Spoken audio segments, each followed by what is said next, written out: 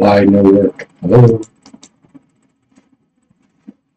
Which mic is it using? Hello?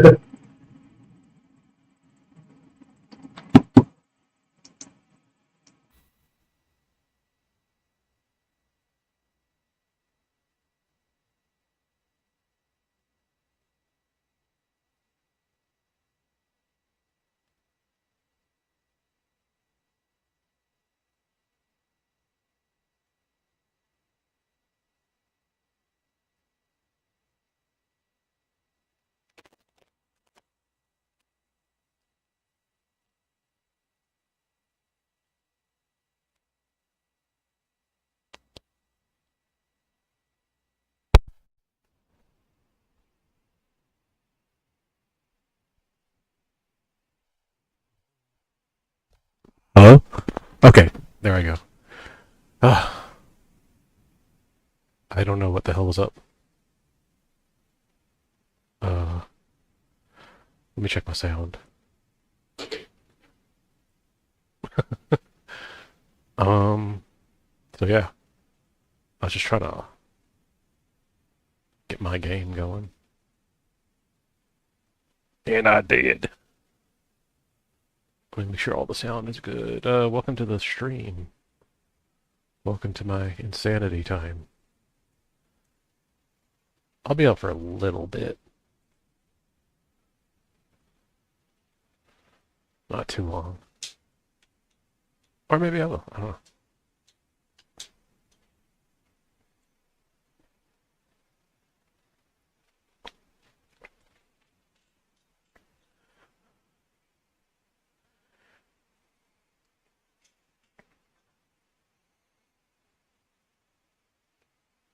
Am I just a wee puppeteer at the moment? Let me put on something to listen to. What should I listen to?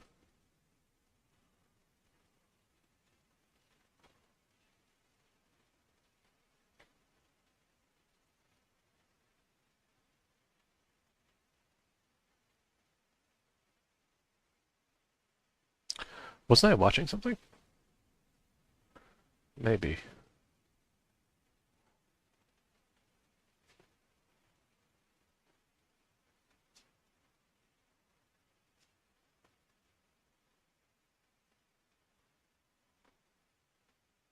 Yeah, let me see what this guy was talking about.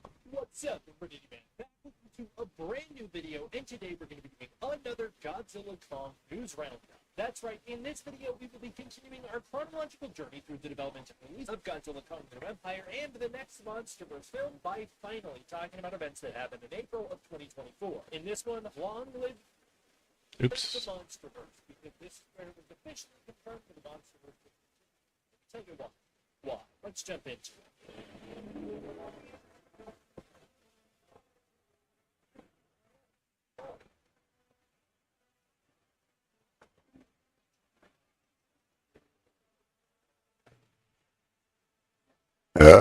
Excuse me. Before we begin, I just want to say I might have to make some formatting changes and style changes to the Yeah. videos moving forward. Warner Bros. Has been Whoops. incredibly aggressive and copyrighting videos, and I just simply cannot keep doing this if that's going to be the case. So, big thank you to all the patrons over on Patreon who support the channel, as well as to the channel members. It is through your support that I'm able to do this, especially now more than ever with Warner Bros. Getting incredibly aggressive, claiming content that they do not own the rights to, such as footage from Godzilla Minus One that they are claiming comes from the New Empire, as well as misclaiming Godzilla vs. Kong footage as also being from the New Empire. They also claimed footage in my last news roundup of me talking about the waxwork record for New Empire. I don't know why. They also claimed that came from the movie Godzilla Kong the New Empire, just didn't. So, it's been really bad lately. I'm not the only one. I think Dangerville has had similar problems, although their copyright claims have been removed and mine have not. So, big thank you to you guys for your support. Now, let's jump into it. Starting out, I want to show off this first piece. This is an art piece that comes to us from Jared Modena Designs. Now, Jared is quickly becoming one of my all-time favorite artists in the Godzilla community. I truly think his work is magnificent. Very similar in style and skill. I'm just amazed by both him and Dope Hope. Reminds me a lot of Dope Hope's work, but this is a MonsterVerse Orgo redesign. I think it's sick as hell. Here it is facing off against Godzilla. I really like it. I also like the size. Very similar to the original Orgo, while still retaining some new elements that make it very MonsterVerse inspired. Great work. Jared didn't stop there, as Jared Modena Designs also has this incredible Destroyer redesign. I love it. I love so much about it. It is so cool. Shit. The enormous scale of this thing is amazing. I love that wingspan so much. The Titan profile showing where this Destroyer would stand stand against other Titans is also fantastic. This Destroyer is looking incredible, and when he compares it to King Ghidorah, and it's bigger than Ghidorah, especially in the wingspan, it really makes Destroyer an enormous threat, and it would really require a team to take down. Like, I could see this being one that Godzilla, Kong, Mothra, Rodan, and maybe Shima. Yeah, they need to do big team fucking so freaking cool. So I wanted to show this off as no well. humans, Design of what Destroyer or can do. little humans Wonderful as stuff. possible. I love these art pieces. It just is such a cool one, and I so badly would like to see Destroyer in the Monsterverse moving forward. I think that is a wonderful opportunity to capitalize on the Oxygen Destroyer from King of the Monsters, and it could just be incredible. Final piece here. This is so freaking weird, man. I don't even know what to say about it. This comes to us from Low Cost Cosplays, and this is Footzilla. It was released before Godzilla Kong came out, and it is Footzilla. You can't argue with that. This is such a choice. This isn't art, but this was something I realized at the start of April that I just thought was too funny, especially because Warner Bros. Responded to it. Warner Bros. Just ease up on the copyright. We used to be friends, man. But this is when I realized that Godzilla and Kong were beefing over 2,800 miles apart during New Empire, right before the battle in Egypt, as Godzilla starts out in Gibraltar. Just insane geography going on in that movie, but I thought it was so goofy, I wanted to bring it back up. And this gets us into the news. Starting out, the DC Comics Godzilla vs. Kong vs. the Justice League comic crossover revealed its only new and original Titan, and that was the Skull Devil Reborn. This was the Skull Devil from Kong Skull Island, reborn using the Lazarus Pit and upgraded into an enormous skull crawler, bigger than Godzilla, bigger than Kong, and a pretty awesome original Titan for this comic book. It was a lot of fun. As far as merch goes, Japanese merch lines started to be revealed. There was a bunch of Godzilla Kong shirts and posters and banners revealed over in Japan, and they didn't stop there. A Kamino Japanese merch line was released as well. I think this one's awesome. It's got a lot of acrylic stands, which I think look really wonderful. I love those little keychains. Those are looking great. And then they've got little posters and cards and tags, and they've got pens and stickers and all sorts of stuff. I think it's really awesome. A lot of this merch is very neat. Yoooo released a trailer for their Godzilla Kong figures. Of course, they had Godzilla Kong, Kong vs. Scar King, and Godzilla vs. Shimo, all looking awesome. Bandai Movie Monster Series finally released their Godzilla Evolved and Kong with Beast Glove. These things should theoretically run you between $15 to $25. In the US market, they run from about $30 to $35, although I have seen them being sold as high as $50 at certain FYEs, which is too much to pay for those. The Bandai Movie Monster Series Shimo was teased around this time as well. The Bandai Spirits Build Your Own Godzilla kit was teased at this time. It is a Godzilla skeleton that you can assemble Godzilla around and then paint. If I'm not mistaken, the Godzilla skeleton for this collaboration was designed by my friend Shinji Nishikawa, so I want to give that special shout out. It looks pretty cool, as we'll talk about in future videos once this thing was finally revealed and fully released. It's pretty awesome. I love the idea of a Monsterverse skeleton Godzilla, and I also love the idea of a Godzilla kit that you can build, especially as it relates to Godzilla's evolution. Haya revealed their energized Godzilla, I guess that's what we're calling the blue Godzilla, all powered up in Godzilla Kong the New Empire, with a UV light effect. So under UV light, it has a special glow. It also comes with alternate hands. As far as variant figures go, I think this one's alright. I guess I'm kind of happy that it exists, considering it's a cool state that Godzilla achieves in the movie, and this did run $51, which is just standard for the Haya figures, so I'm glad the price wasn't increased. The SH Monster Arts Godzilla Evolved was revealed around this time. I have no idea how this figure looks in hand, but I'll tell you from these reveal images of it, it looks, I think, incredible. I think some people can probably nitpick that it probably looks more based on concept art than the final design. I don't know. I don't care, honestly. I think it looks wonderful. The paint job on this thing looks incredible. I love the brown highlights throughout. The face looks fantastic. I love how sharp it is. I love how mean it is. I love the eyes. The spines are looking amazing. I love them. They're like crystally and see-through, but not. It's a really cool paint job. I really love the articulation and the ability that this Godzilla figure has. It's got everything you could want from a Godzilla Evolved figure. Again, I have no idea how the final figure turned out, but these renders look incredible. This thing did release for $130, which is expensive for an SH Monster Arts, but I honestly feel like that's right around where I would expect the Godzilla Evolved to be. It's still around the same price, if not cheaper than the -1. Here's a picture of it in display photos as well. Again, looking really, really solid. So I hope the thing lived up to its final release. I'm sure it probably didn't, but it looks really great. SHMA also teased their Scar King with this teaser image, calling back to the teaser image for New Empire. It's pretty cool as well. I'm excited to get into that as well once we get there. A GXK tie-in promo manga was released ahead of Godzilla X Kong's release in Japan. It is called Who is Stronger? And it's about a bunch of kids arguing over who's stronger, Godzilla or Kong. And they're having this little debate as Godzilla and Kong are duking it out, only for them to realize that Earth is in chaos and Godzilla and Kong team up to take on the threat. This is not related to the movie. It's not like a prequel comic or anything like that. It's just a kids tie-in. I do like that it says Kong can punch 100 kilometers an hour. This is an official Toho released manga that specifically states, which I think is very interesting, that the MonsterVerse Godzilla 100 kilometers an hour is more powerful than the other. Now we obviously know in the movies Godzilla wins 3 of his 4 fights with Kong, but I did think that's interesting that Toho of all people made the point that Godzilla and Kong are evenly matched. The GXK COD event officially launched on April 4th with those skins hitting the marketplace, and at the same time the Godzilla Evolved skin was revealed, as well as the Beast Glove hit the marketplace. You could get the Beast Glove, I think it was just a skin for the normal melee weapons you could equip, and then the Godzilla Evolved is the Godzilla skin, but pink. I actually think it looks pretty cool. They released a little gameplay teaser trailer for it as well, which hypes up the Godzilla skin, the animations, the kills, everything like that. You know, it's pretty cool. I especially like the Atomic Breath. It's pretty neat. But it is no Fortnite event, I'll tell you that. Over in Japan, Toho celebrated the collaboration between director Takashi Yamazaki and director Adam Wingard. This was a little roundtable interview where the two of them sat together and talked about the making of their Godzilla films and the importance of IMAX. Now, I have covered that in a Godzilla -1 news roundup, so you can go check that video out, link it down below. Highly recommend it. It's a pretty interesting conversation, and I'm not going to get into it here. This is something crazy. I didn't even know this existed, but a Godzilla vs. Kong escape room opened up in LA from 60 out. The pictures are, as you can see, it is a Godzilla vs. Kong escape room. I love that it's got that Godzilla skeleton up top. Of course, they're using freaking cave paintings to promote this thing. I don't know what exactly you do, but it's obviously an interactive experience, as all of these things are. And I like that there's like Mechagodzilla Easter eggs. I wonder what mystery you're unraveling in the MonsterVerse aesthetic as you're trying to escape this thing. I think it's pretty cool, and someday you'll have to go out there and check it out. Some concept art was released from Raj Rahal for Godzilla Kong the New Empire, featuring the Godzilla vs. Kong fight in Egypt. Godzilla here features his original 2019 design, which I think is pretty interesting, and Kong does not feature the Beast Glove. In fact, in some of the artwork, Kong's shown up with the axe. Also, instead of having Mothra show up in this concept art, it is Gia holding a big feather. So I have no clue what the original purpose of that was supposed to be. I think it's much more meaningful that they changed it to Mothra. But man, there's such a difference between some of this concept art, like here for the New Empire, and then concept art for, like, say, Kong Skull Island or Godzilla King of the Monsters. I don't really understand what's up with that.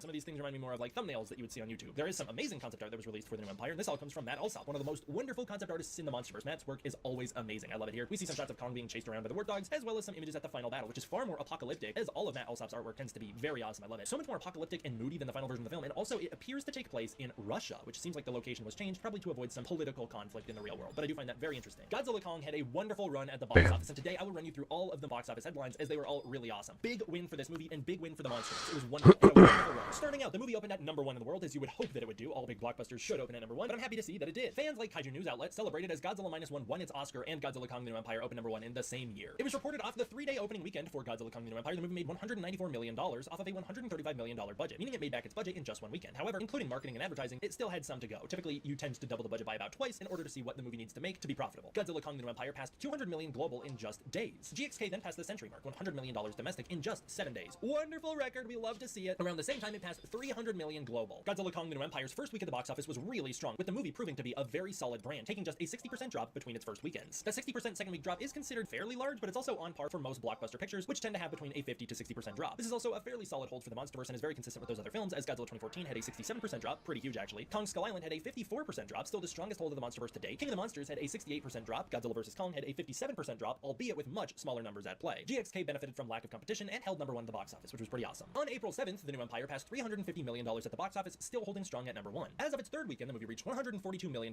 domestic. On April 14th, the movie passed $400 million global. This brought us into its third week in theaters. GXK held strong with a 50% drop in week 3, still putting up very strong numbers. It finally dropped to the #2 spot at the box office, coming in under Civil War, which just released. GXK and Dune 2 together pushed Warner Bros. Over $1 billion at the global box office for 2024 in just 4 months, the fastest Warner Bros. Has ever hit this mark. The Chinese release for GXK did particularly well. In fact, it did so well, it was extended by twice its original release time. This right here is the thing that in the long term made GXK the highest grossing film in the Monsterverse. GXK's Chinese release was extended until May 28th. As of April 21st, it achieved its record as the second highest grossing Monsterverse film domestically, coming in under Kong Skull Island. On April 22nd, it came in as the second highest grossing film of 2024 at the time. This brings us into the fourth weekend, where the movie took a very solid 39% drop. This is an incredible hold, and the movie still wound up taking the #3 spot at the box office. Finally, on April 27th, GXK did what many people did not think it would be capable of doing, including I believe myself, of passing $500 million global. Again, this is primarily due to that Chinese extension, as GXK made the vast majority of its money overseas. That is a wonderful mark, and that is exactly where you would want a Godzilla Kong crossover to come in at. It should make over $500 million. If it doesn't, that means that Godzilla and Kong teaming up probably isn't viewed as an event anymore, and so it's not going to be something as special for moviegoers to prioritize. On April 28th, Godzilla Kong the New Empire still held its #3 spot at the box office, which takes us to the final week of the month and the 5th week of the movie in theaters. It had another impressive hold with just a 25% drop. These are Kong Skull Island level numbers. Unfortunately, these are numbers you don't see with Godzilla films. Whenever you see a really solid week-to-week hold at this level, it's typically because Kong's involved, whether it be Kong Skull Island, Godzilla vs. Kong, New Empire, King Kong 05, and so on. Kong tends to be a much more sturdy box office performer. Once again, GXK landed the #3 spot. However, it wound up surpassing both Civil War and Abigail, which were the movie's previous. Oh shit! They both fell under it after weeks 2 and 3. And again, it was emphasized that the movie was doing particularly well in China. Following this, Warner Bros. CEOs had some kind words to share about the Monsterverse. The Warner Bros. CEOs congratulated Adam Wingard and Legendary for Godzilla Kong the New Empire, saying they are very proud of the global box office performance and strength of the Monsterverse franchise. After this, a Hollywood Reporter interview broke, confirming that the Monsterverse lives on. Mary Parent, one of the producers over at Legendary, confirms the Monsterverse will continue, saying this is certainly an exciting result, and that we are in a good position to continue the journey, but let's see how Godzilla x Kong unfolds. These are early days, but we're certainly feeling good. I think whenever they say like, we don't know, we gotta see how Godzilla Kong does before we greenlight a sequel, I think what they're really saying is we need to find out if we're gonna continue with Adam Wingard or if we're gonna go in a different direction, because I don't think there's any chance they're slowing down the Monsterverse. They're too all in at this point. Speaking of Adam Wingard, he had some things to say as well, responding that he's still into the idea of making a trilogy, now more than ever. He also says that there are always ways to keep innovating the style and approach to the Monsterverse, praising that it allows so many different directors, creative visions with unique styles and color palettes to enter the Monsterverse. Wingard says he actually won't decide on if he'll do another Godzilla Kong movie until he sees how the box office for GXK fully plays out. Again, I think it's him kind of being like, are they gonna want me to come back or not? He also confirms, again, that he would take a much different approach to the next movie, and that there is so much potential in another film, but that the demand for him specifically has to be there for him to come back. If there isn't a high demand for him to return, he just simply won't. As we know, Adam Wingard actually did walk away from the Monsterverse, but it seems like that was more due to contractual obligations to get other movies made before the next Godzilla film, rather than any sort of messy departure on his end. I've heard inside reports that he is still willing to come back, it's just not the right time. Producer Jeff Goldstein celebrated the strength of the Monsterverse 5 entries in, and also celebrated that this film appealed to families and younger audiences much stronger than previous ones, which is why he feels like it does so well during the weekdays. I don't know why, but weekdays and day-to-day, he felt like that's how you know families are going to see this thing. I hope they don't take the lesson of like, we got to appeal to kids and families from here on out, because if we all pay attention to the Showa series, that decision to appeal to younger audiences every time is what burned the series out. As you appeal to younger audiences, you alienate older audiences, and kids are only going to stay kids for so long before they age out of the material, and you can only appeal to one generation of kids at a moment, and you're going to lose all the people aging out of that demographic. That's exactly why the Showa series burned out and died. That and a struggling Japanese film studio system at the time. That appeal to children played no small part, and producer Tomoyuki Tanaka even admits that appealing to children is what killed the Godzilla franchise in the first place. So let's keep that in mind, okay? Mary Parent says that this film was made with love from everyone involved, and celebrates that it had a lower budget than any of the other Monsterverse movies. The Hollywood Reporter reports that it is the lowest budget of any of the Monsterverse films, with a $135 million budget. They also report that the highest budget for one of the Monsterverse films was $175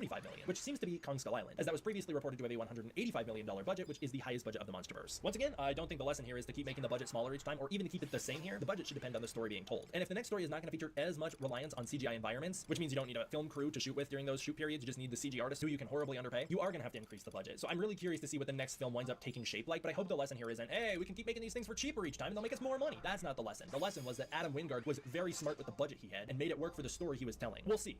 All right, thank you guys again. Huge thank you to my patrons over on Patreon and my channel members. I really appreciate you guys. I do not understand what's going on with Warner Bros. In this channel. All of a sudden, they're super strict about GXK. It's pretty brutal. Thank you guys all for watching. I hope you enjoyed. I will see you all next time for the next one. D-Man out.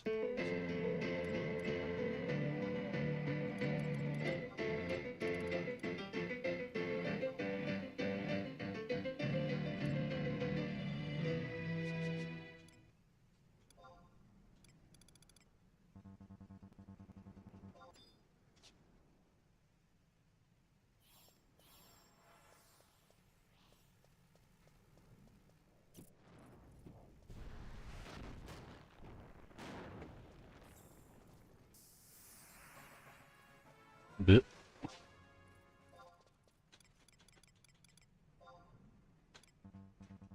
What?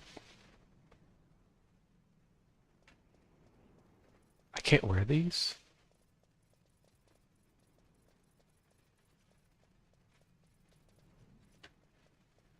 Whatever.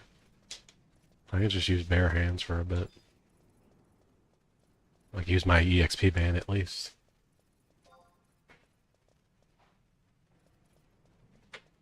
Where'd you go, worm?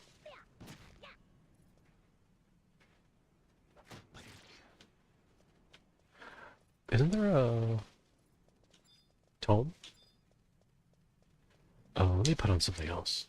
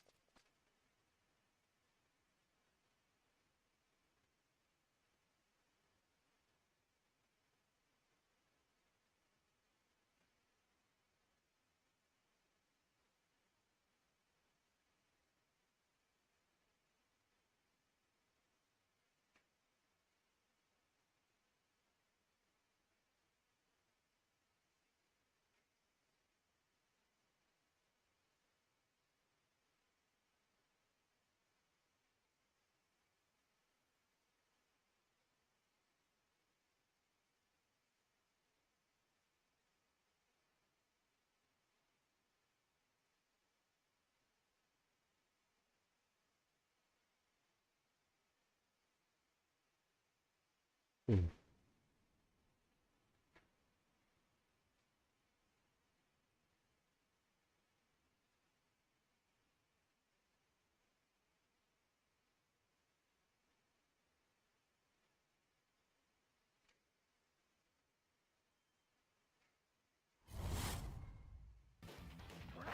It has now been 8 years since the release of the first Fatal Fury game, and the franchise had over 7 main titles under its belt, multiple ports, and cross-media releases.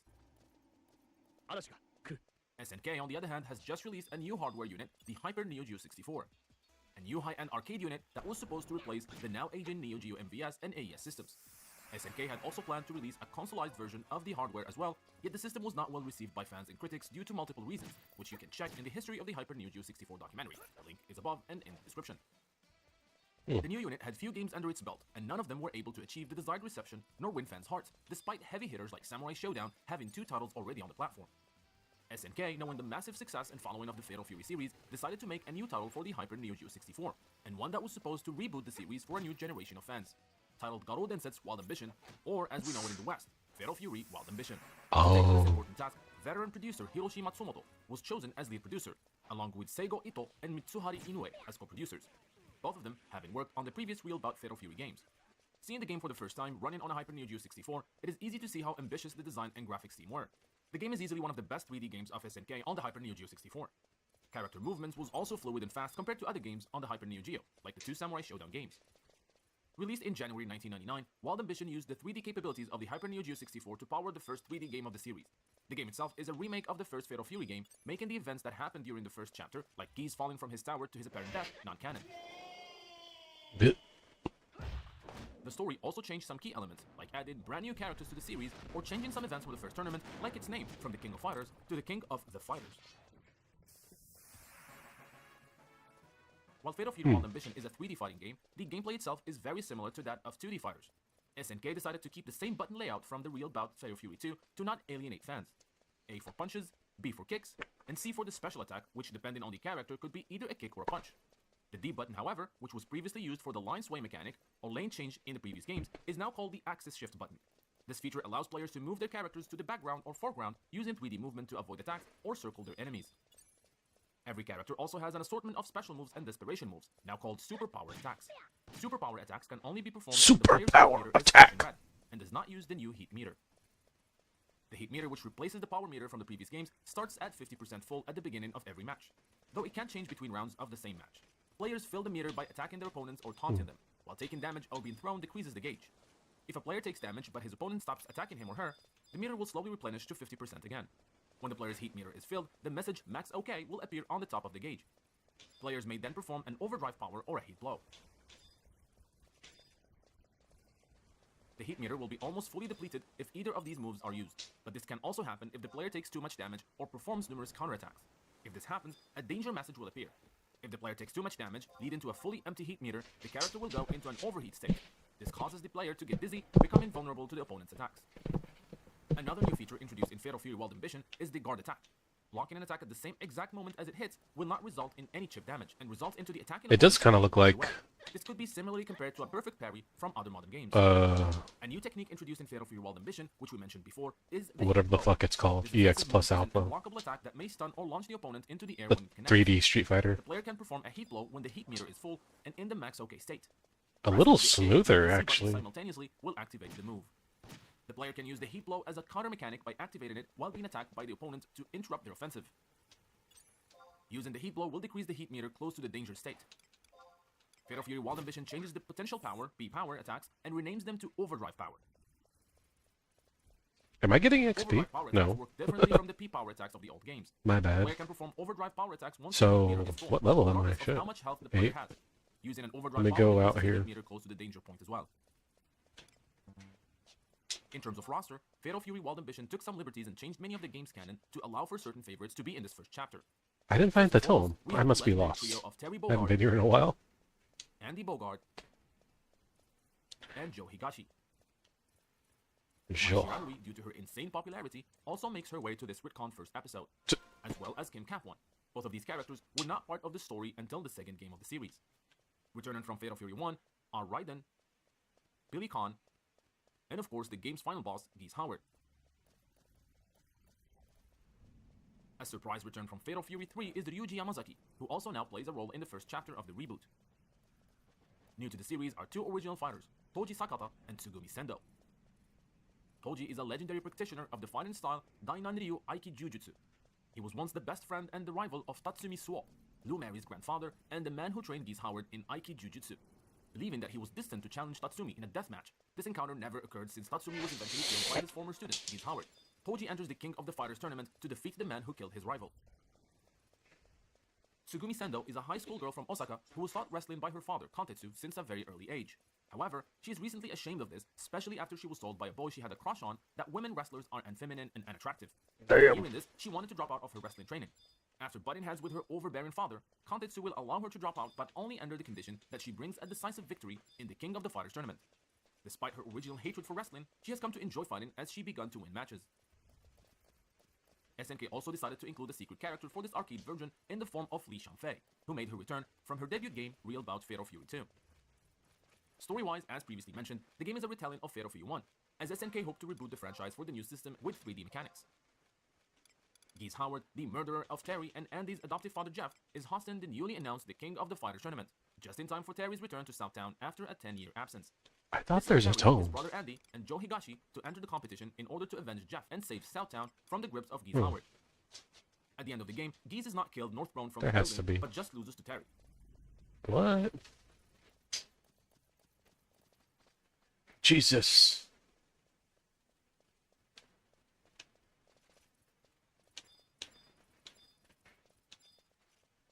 Unfortunately, the game lacked any meaningful endings, which was a questionable decision from SNK. As previously mentioned, SNK changed the name of the first tournament from the King of Fighters to King of the Fighters, maybe to differentiate between the Fatal Fury lore and that of the main KOF. King of the Fighters. 6 months after Sounds the so initial dumb. release, SNK released a PlayStation port of Fatal Fury Wild Ambition on June 1999. This version included exclusive characters not available on the arcade version. Just because it's different. First, Shanfei, who was a secret character in the arcade version, is now a selectable fighter. Geese Howard, the unplayable boss of the arcade version, is also playable from the beginning. In addition, Duck King and Mr. Karate were also added to this port. Mr. Karate is an older version of Ryo Sakazaki from the Art of Fighting series. The PlayStation version of Wild Ambition also included 2 cinematic CGI intros to explain the setting of the game. The first and longer one retells the events of the death of Jeff Bogard by a young Geese Howard, in front of Terry and Andy's eyes.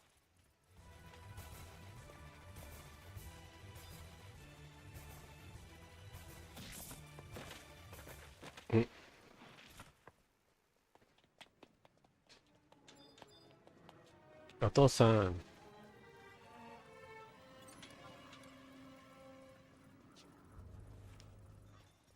It also chronicles Terry's return to Southtown after 10 years of absence.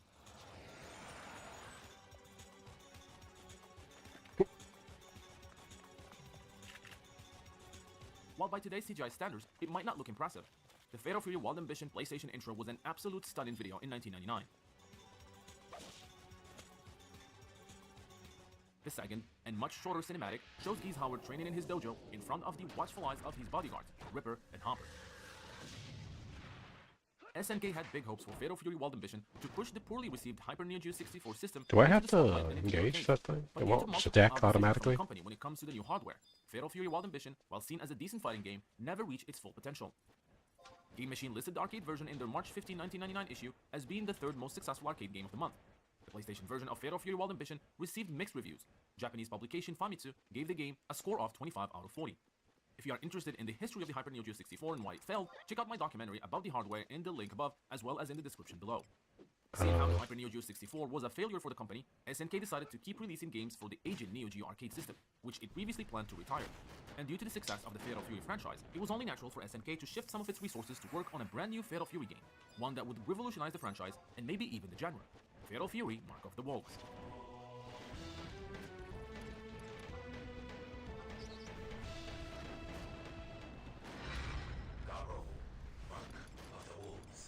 I hope you guys enjoyed this video. Don't forget to like and subscribe. Big shout out to the channel's patrons who are helping the channel produce this content. Don't forget that you can become a patron and receive exclusive early access as well as some digital goodies.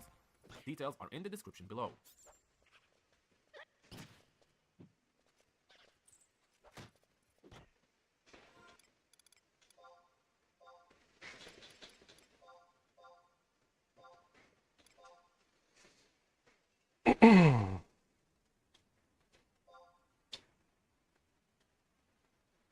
Or is it Pat?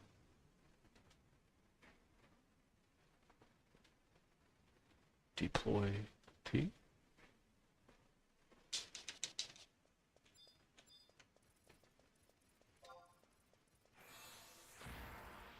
Hey.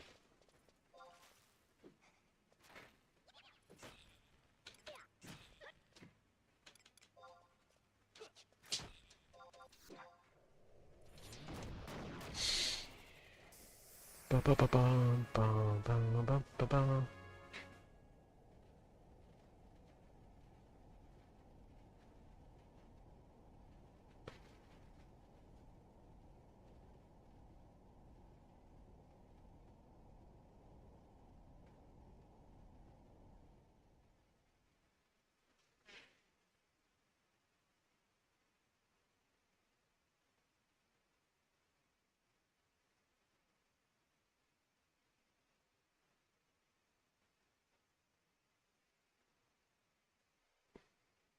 in order to confuse the out of people and throw off anyone looking to post spoilers. I genuinely thought Despicable Me 4 was going to be a situation like that because every time I looked at the marketing for this movie, I could not make heads or tails out of the plot whatsoever. And not in the way a good trailer does it by giving you just enough details about the plot to stay interested, but leaving plenty of details out so you don't guess how the whole film is going to play out. I mean, it was genuinely confusing and the film looked like a muddled mess, which it is. It's a film that's trying to be several things at once without actually giving any of those things enough care and attention, so the whole film just becomes a selection of brightly colored, well-animated scenes that do not flow together. It's like the Family Guy of movies, where out-of-context clips and scenes are considerably better and more entertaining outside of the show itself. That's Despicable Me 4. It's Family Guy. This is also far and away the unfunniest film in the franchise, which is definitely not a good thing because these movies are supposed to be gag machines. They stopped caring about character writing ever since Despicable Me 2 dropped. Obviously, since Illumination's strategy is to just blindly throw a bunch of jokes at the viewer, there's going to be a select few that actually get a laugh or two out of me. But either they were already shown off in the trailer, or they just got a chuckle out of me for like a second. The biggest reason this movie feels like it's on autopilot is because the jokes don't feel like jokes. Silas, did you choose that because you knew I cut my own hair?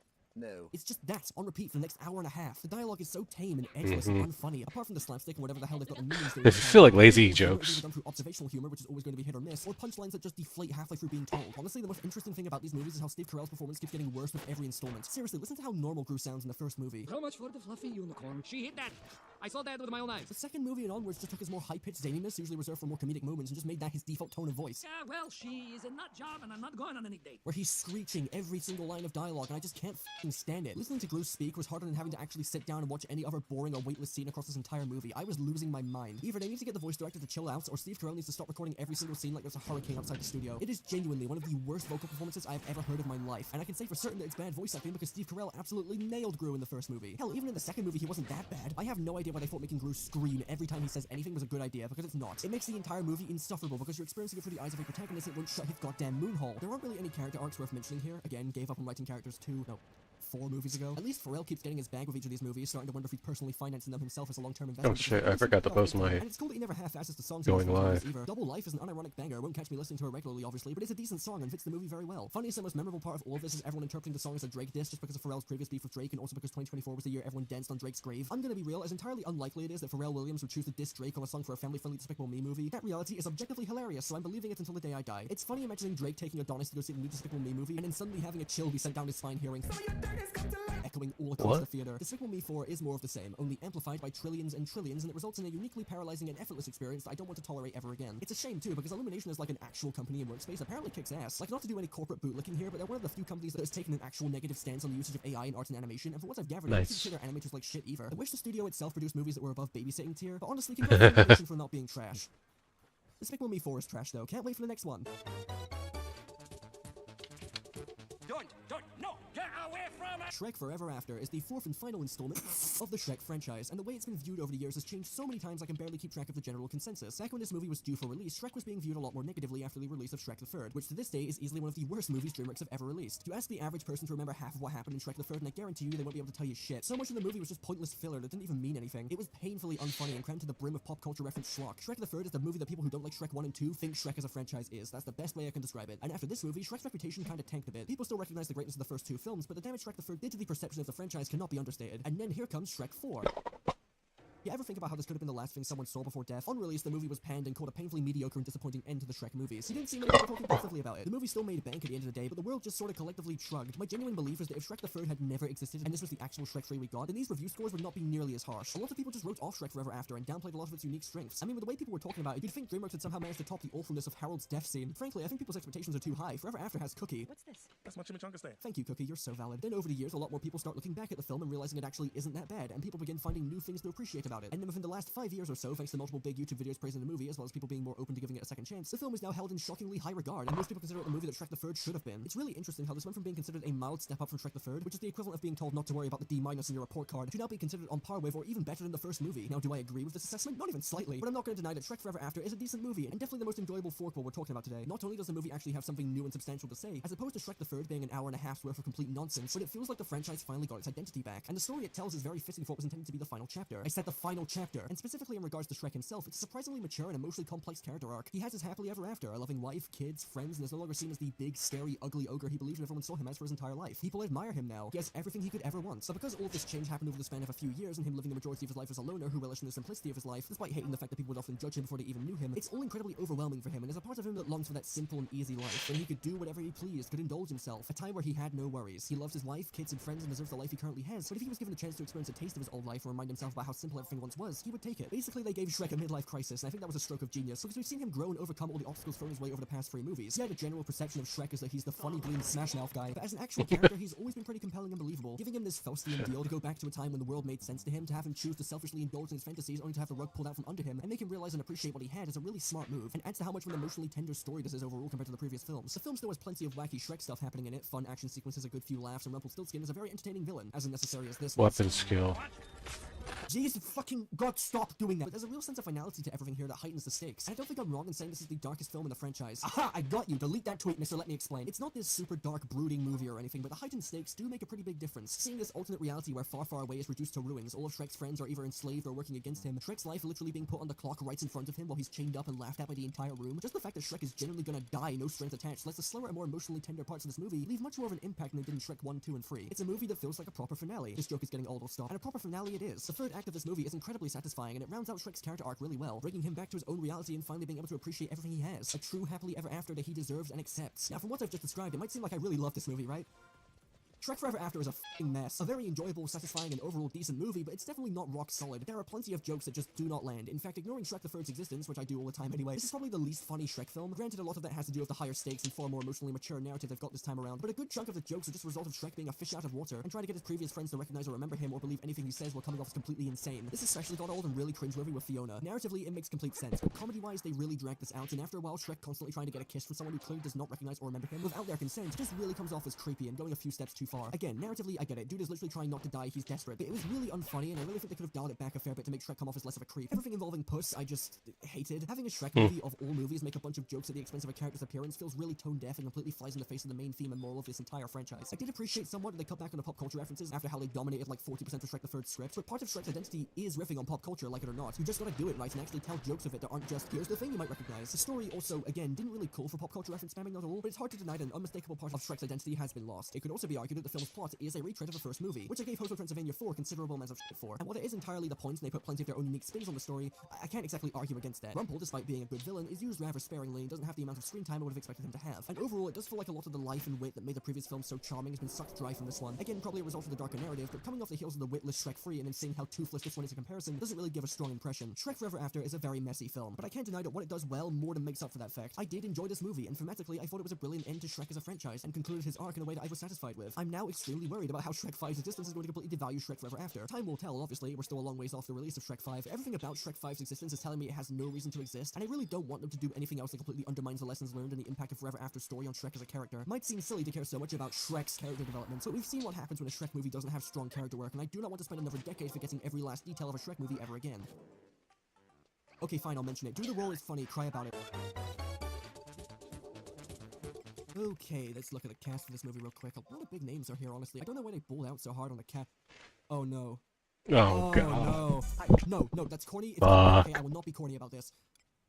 But I really want to, man. What do you mean Drake is in Ice Age 4? The Ice Age movies are some of the most profitable yet well, I'm not watching it. Which hurts to say, given how much of my time I spent watching them as a kid. The only Ice Age related thing I actually remember was that time there was an Ice Age 2 bumper running on Fox, and it made Sid the Sloth promote Family Guy on them. It seems today that all you see is violence in movies and sex on TV. Sid the Sloth from Ice Age has canonically said the word sex. Okay, scratch that. You know what Ice Age movie I do remember? Ice Age 3 Dawn of the Dinosaurs. I f***ing love that movie. Even today, I think it's still a good time and easily the best Ice Age movie by virtue of me actually being able to recall what happened in it. It won't blow you away or anything, and it's still Ice Age at the end of the day. But if you want to casually disassociate while you do some work or just want to settle down after a long day, you can absolutely get some enjoyment out of this. Especially with Simon Pegg as Buck, he completely stole that entire movie every time he was on screen. But disregarding Ice Age 3, I have no idea how these movies became so successful. But It's not was even that? the first Not movie gonna was lie. bad, like it's fine, and the sequel is like... Okay, the sequel was ass. I have no clue why Ice Age drew in such a large audience that you never actually hear anyone talk about or remember any of the events in these movies. They're like the shitty animation equivalent to the Avatar movies. They show up and take everyone's money, and then no one talks about them ever again. Ice Age 4 feels like Blue Sky was just obligated to keep making Ice Age movies because Ice Age is literally the only profitable franchise they have, and you can really feel it here. All of the previous Ice Age movies, regardless of quality or memorability, at least didn't feel like begrudging obligations just to get a huge paycheck. Like, what can you really say about Ice Age Continental Drift? The villain is kind of fun. Peter Dinklage does a bang-up job, but Lord help this man find the ability to hit a convincing high note because he cannot fucking sing. You have multiple people in this cast that are capable of singing, but you give the only musical number in the movie, The F***ing Tyrion. The animation is surprisingly great. Scrat the Squirrel is still the best part of all of these movies by a long shot. They really nailed the Looney Tunes style antics, and I always enjoy whenever the plot takes a break and cuts back to whatever he's currently suffering through. Those are the only positives I have to say, because Ice Age 4 is just such a nothing movie. Like, there's pirates. They have pirates now. No one else has pirates. Like a Dragon Pirate Yakuza in Hawaii, which launches today, I think. Go buy that and have a swashbuckling good time. Okay, I'm No. canceling for Yakuza. Let's get back to Ice Age 4. What is it with these movies and with every new installment making sure that every character has a love interest of some kind? Like, sure, go for it, but Jesus Christ, not every character has to f***. Manny and Ellie made sense. Ice Age 3, Scrat had a love interest, and that was fine and made for some funny moments. But now there's Diego and whoever this female tiger is. And then you get to Ice Age 5, which is like a genuinely unbearable movie, by the way. And they give Sid a love interest. They give Manny and Ellie's daughter a husband. Like, Jesus Christ, all of these people are fucking. I have never seen a series of anything that was so concerned with giving each and every character a girlfriend or a wife or a boyfriend or husband. Like, do we need this many characters? This isn't even a critique. I'm just fascinated by the decision to give all of your characters a love interest of some kind. Wait, that is a critique. You are a lazy ass movie. Okay, I'm not over it. Why is Drake here? Why is Drake the love interest of Manny and Ellie's daughter? Drake shows his wild and woolly side in new animated film. Awful, revolting sentence. Wait, I have to know this. Drake, no, come on, Drake, don't tell me. Okay, let's move on. Plot-wise, Ice Age Continental Drift doesn't do anything to justify itself either. Like, oh, there's a Continental Drift, that's the plot now. Any morals here are complete cookie-cutter slop, like Peaches learning to value her real friends, Manny learning to let go and stop being so protective of his daughter. Oh yeah, that's another thing, they do the whole overprotective parent thing with Manny, and I wish they just didn't bother doing that. Also, how old are any of these characters actually? Several years pass by with each new film. I mean, Peaches was a newborn baby in Ice Age 3, and in Ice Age 4 she's like 15. Manny and Ellie have got to be old as hell by now, surely. I'm sorry if this entire section is more so me tearing apart Ice Age in general and actually focusing on Continental Drift. That's because there really isn't much to talk about. Like, they balled out on this massive celebrity cast, nearly all of which are completely underutilized and filled with singers who never sing. Then they make the one guy who can't sing for shit sing a sea shanty. The film has some really basic messages that you've seen pretty much everywhere else, and are executed half-heartedly because no one actually made this movie thinking, oh, this is gonna be such a banger, oh. Ice Age is a cash grab franchise, and Continental Drift, while not the worst Ice Age, is definitely the one that I remember the least. At least Ice Age 5 is so abominably awful I actually remembered some of the events that transpired in that film. As much as I may not care for Ice Age, I still think the way Blue Sky got railed by Disney was one of the most blatantly disrespectful and frustrating acts of corporate theatrics I've ever seen. Say what you want about their output, but they had plenty of talented people there. I mean, the Peanuts movie and Nomona are arguably some of the best animated movies to release within the past 10 years. I wish that kind of effort and passion was put into Ice Age when they were still around, but alas, Blue Sky are no more, and at the very least, it means that Ice Age as a franchise can finally be put to rest. Fuck. No. Yo, shout out to that one audio clip Pixar have of Woody screaming that they constantly reuse.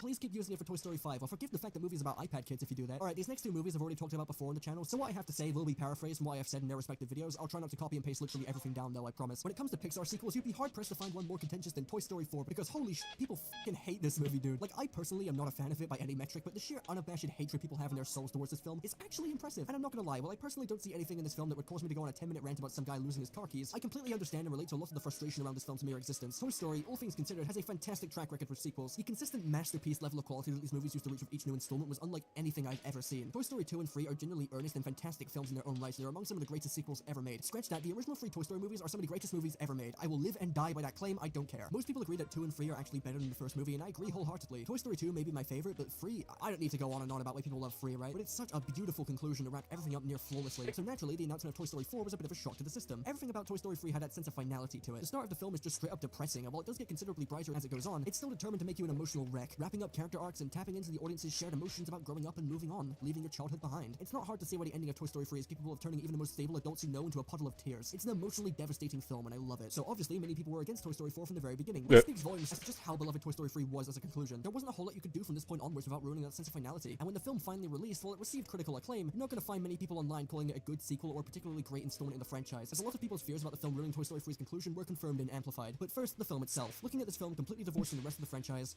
it's okay. Hell, it's probably good, I guess, I don't know. I mean, obviously there are good aspects of this film, but I rarely see anyone mention how funny the film is. Pixar's comedic timing is one of the few saving graces of many of their films these days, and Toy Story 4's comedy is pretty sharp overall. I think it's way funnier than 3 at least, and the new side characters are all fun. Keanu Reeves as Duke Kaboom. I mean Duke Kaboom is just really enjoyable. He definitely should have had more screen time. The film is just absolutely stunning to look at as well. Pixar having good animation is kind of a no-shit moment, but Toy Story 4 is probably their best-looking film to date, and when you look at the film's plot in isolation, it's genuinely pretty emotionally effective. What people take issue with is the fact that this is a sequel to Toy Story 3 and an installment in the Toy Story franchise. So while the film itself is alright, it does a lot of things wrong when it comes to the characters and story. Pretty much the entire iconic supporting cast of the franchise is relegated to cameos and nothing else, and that's a massive problem when in every other movie they have at least one moment individually that made them memorable. I mean, even Jessie gets shafted by this movie's plot, and she's been pretty important since the second movie. And the characterization of Buzz, man, what were they even cooking here? They have this really bad running joke about him listening to his inner voice, which just consists of him pressing his buttons and following random bits of advice. Like, Buzz isn't the smartest character ever, but he's not a f***ing Neanderthal. It's a complete slap in the face to anyone who was invested in him, and after watching him grow, basically throwing nearly all of his character development out the window and turning him into a bumbling comic relief moron who has no impact on the story. He's only separated from the other toys because he's technically supposed supposed to be the secondary protagonist of the whole series, and I needed him to do anything other than sit at the back of the cameo patrol. Yeah, it's cool they brought back Bo Peep, and it's nice to see her be given considerably more depth now that she's a main character, but that's all I can really say. It's just cool to have her here, I guess. The film has this whole existential thing going on with the introduction of Forky and his complete confusion over being alive. Honestly, man, been there. And while the film definitely tries tackling it, it very quickly gets thrown to the wayside, and I think they could have definitely explored that idea a lot more in more depth, and it could have made for something really special. And overall, Toy Story 4 is rehashing a fair bit of its plot from Toy Story 2. Now, it is cleverly rehashed. I didn't actually notice it too much when I first watched the film back in 2019, but now whenever I watch this movie, it just comes off as a poor man's Toy Story 2. And I'm probably really biased here because, again, that's my favorite Toy Story, but I digress. Woody's dilemma in this movie over choosing being a free toy with Bo Peep or staying with Bonnie and his friends is not only a complete retread of what Toy Story 2 did, it also leads to Woody choosing Bo Peep and his freedom over his loyalty to Bonnie, which felt like a completely out of nowhere 180 for his character. I get that Toy Story 4 tries to emphasize Woody's age and how tired he is a lot, but the core part of Woody's character that Toy Story 2 emphasized was his loyalty and his compassion. He gave up a chance to be more than just a kid's toy so he could help and watch Andy grow up. So even though this ending is a powerful emotional gut punch, it left a lot of people crying for the wrong reasons. Woody is the heart and soul of this entire franchise, and testing how strong his convictions are and his loyalty is a good idea. But when all you decide to do with that concept is just repeat the same plot as Toy Story 2 only to have him pick a completely different answer than he did back when he was given this first test of character, the entire ending falls flat on its ass. I'm sorry, but I don't think Woody would do this. I completely understand emphasizing his age and making him feel tired, like I went into this movie knowing it was going to be emotionally complicated. I mean, have you seen the original teaser poster for this movie? Like, they were treating Toy Story 4 like it was Woody's version of fucking Logan. Like, I was to see one of my favorite childhood characters die in this film, and I still think that would have been a more satisfying ending than him completely portraying who he is as a character. It would have been incredibly intense, don't get me wrong, but I just didn't see them taking this approach of Woody. Him leaving his friends and his owner to go run off with Bo Peep for the rest of his days was just not what I had in mind, considering the previous three masterpieces that ingrained into me from a young age who this character was. I like movies that take risks, even when they don't pay off, and I respect the attempt at a really risky ending here. But this risk didn't work for me, and the ending in general really sours my opinion on Toy Story 4 quite a lot. I could go over some other issues with the film's writing, but it's mainly how the film treats its characters that rub people the wrong way, and it's why it's often considered the worst in the franchise. I don't think Toy Story 4 is a bad film in the slightest. It's a very entertaining and emotionally earnest film, but there's only so much radical change in characterization you can get away with in a franchise that spans nearly 30 years.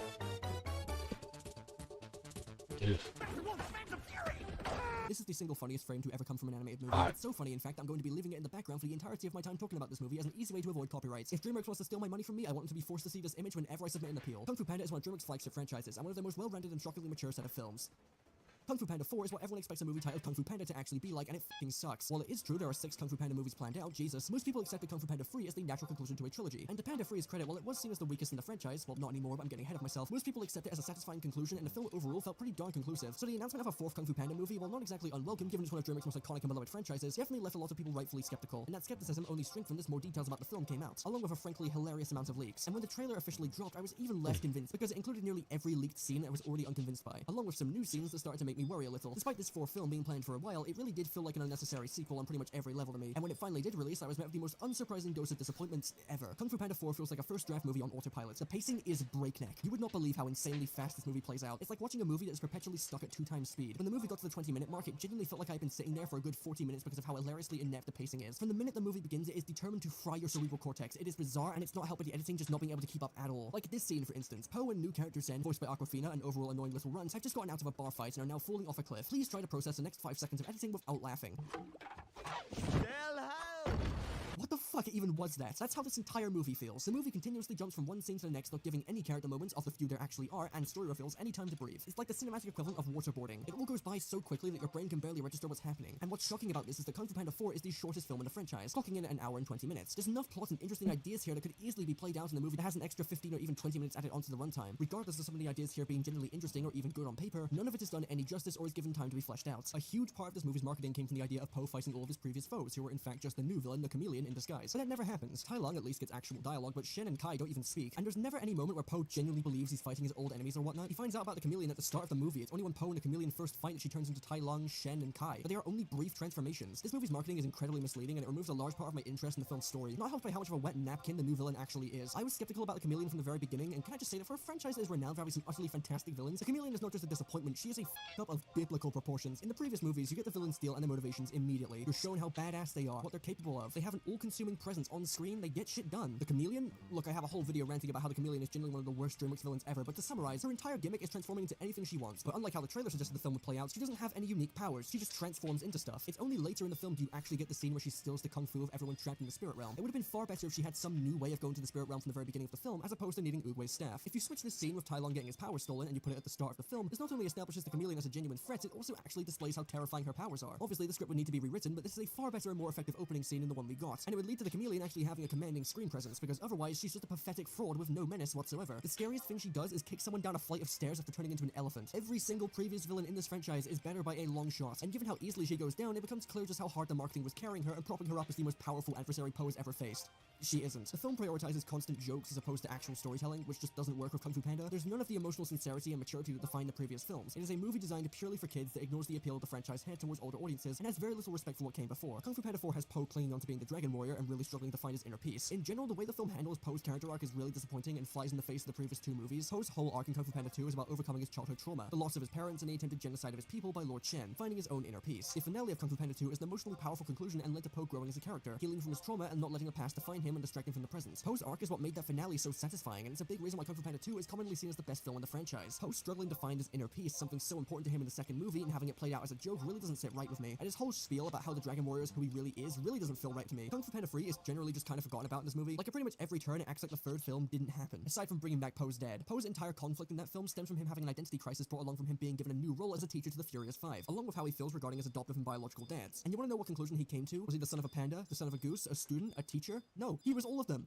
Fucking raw. Then we snap back to Kung Fu Panda 4, and it's like I'm watching a version of Poe who hasn't progressed since the first movie. Someone who lacks the maturity and depth of a character who had a perfect arc spanning 3 entire movies. Someone who hasn't faced his trauma and healed from it and found their inner peace. Someone who doesn't know who they are or where they belong in the world despite already finding the answer. I'm overall left incredibly disappointed with where this movie takes the series and handles its characters. I could keep going on about the many issues this movie has, but I've already copy-pasted enough from my Kung Fu Panda 4 review already. I'm sorry this last bit was really lazy on my part, but I just cannot be bothered to re-explain why this movie sucks so much.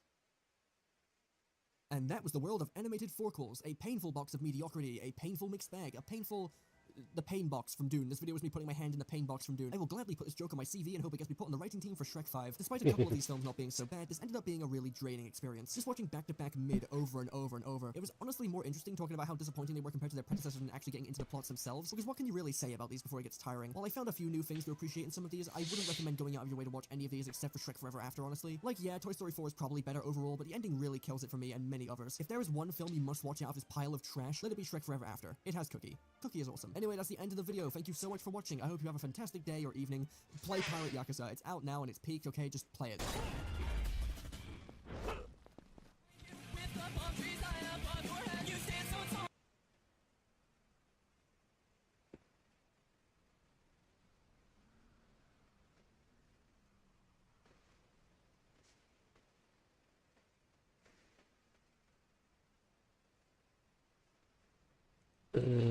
What's this? What else? What else?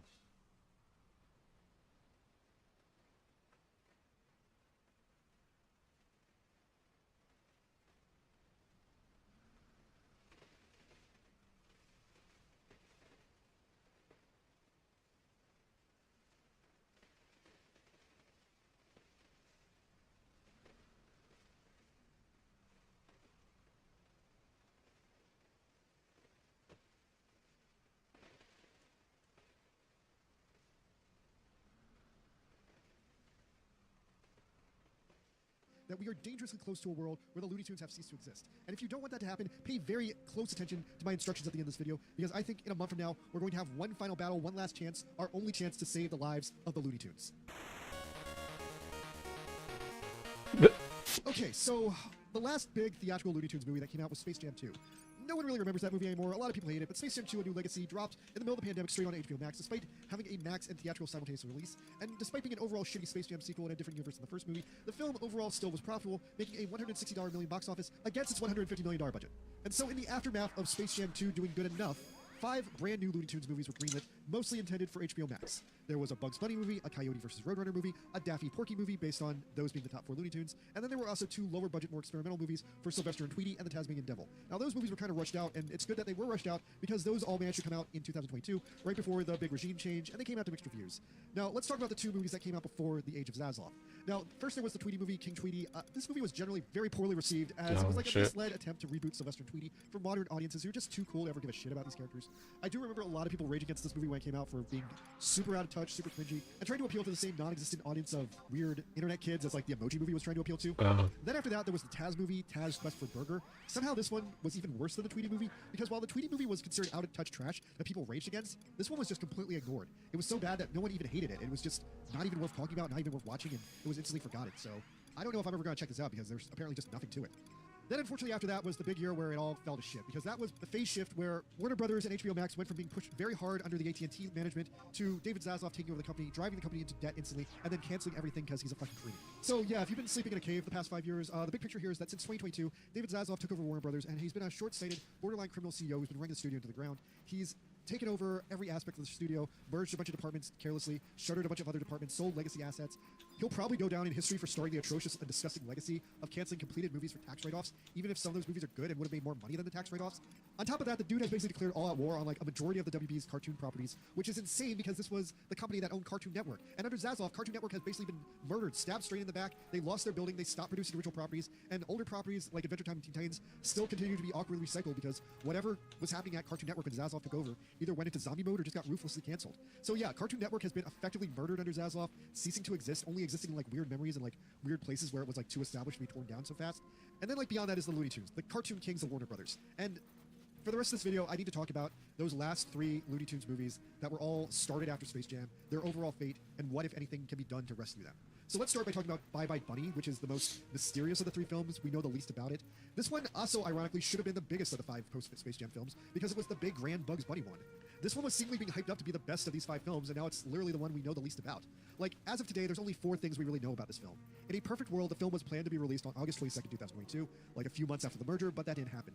I'm not quite sure what happened there, but they completely missed their deadline. On September 16th, 2022, about a month later, a majority of the film's crew, but what's important here is not all the film's crew, reported that they had been laid off. I want to deduce, based on this data, and the data I have beyond that, that the film was therefore downsized with no intention of meeting that release date deadline, and maliciously it's possible that the film was just finished in whatever state it was in for the sake of collecting a bigger tax return on a finished product compared to the tax return they would have gone for turning in an unfinished movie. Like, I'm not sure exactly what the specifics is on the tax return law for killing a movie, but I guess the more finished the movie is, the more money you can claim back. So then 2 days later, there was an update from Cartoon Brew confirming that the film was still in production and that the layoffs were due to a big creative change where the film was changing from more of like a linear story to more of a musical than it was before. This makes me wonder that if maybe they were just like trying to humble together a half-assed musical from whatever they had finished at that time because they couldn't do the film justice. But so anyway, then our next update on Bye Bye Bunny is February 2024.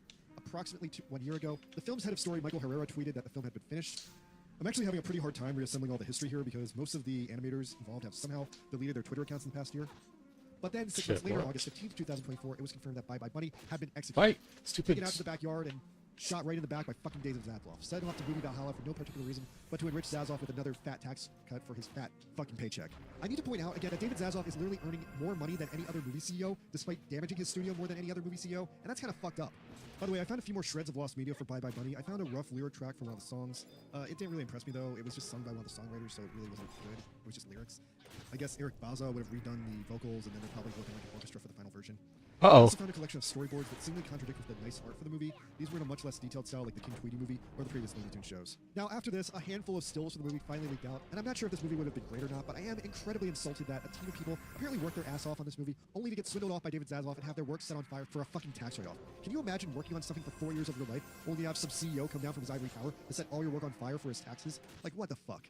If you think I'm mad already, the next story is Coyote vs. Acme. Now, I've talked about Coyote vs. Acme before on the channel when I thought the story was reaching a climax about this year last time, but potentially we're at a point now where it might have one final chance to exist right now. Now, sadly, the story of Coyote vs. Acme has seemingly grown more and more twisted since last time I talked about it. Oh, and my old video on this subject was released right before Mr. Beast got canceled for turning out to be Mr. Sociopath. I don't know if I I'm guess gonna that be able video to hasn't beat it. aged that gracefully, but it's still worth checking out if you want more info on the topic because I'm probably not going to remember all the details I said last year. Probably not. So in a saner and healthier alternate timeline, Coyote Here vs. we go Acme was again. supposed to come out theatrically on Probably. July 21st, 2023, but Zaslav decided to do the old switcheroo and replace it with Barbie the movie, which means we could have had an alternate universe where instead of the Barbenheimer trend, we would have had Coyoteheimer, a double feature of a movie condemning explosions in the Mojave Desert up against a movie celebrating them. That kind of would have been pretty funny.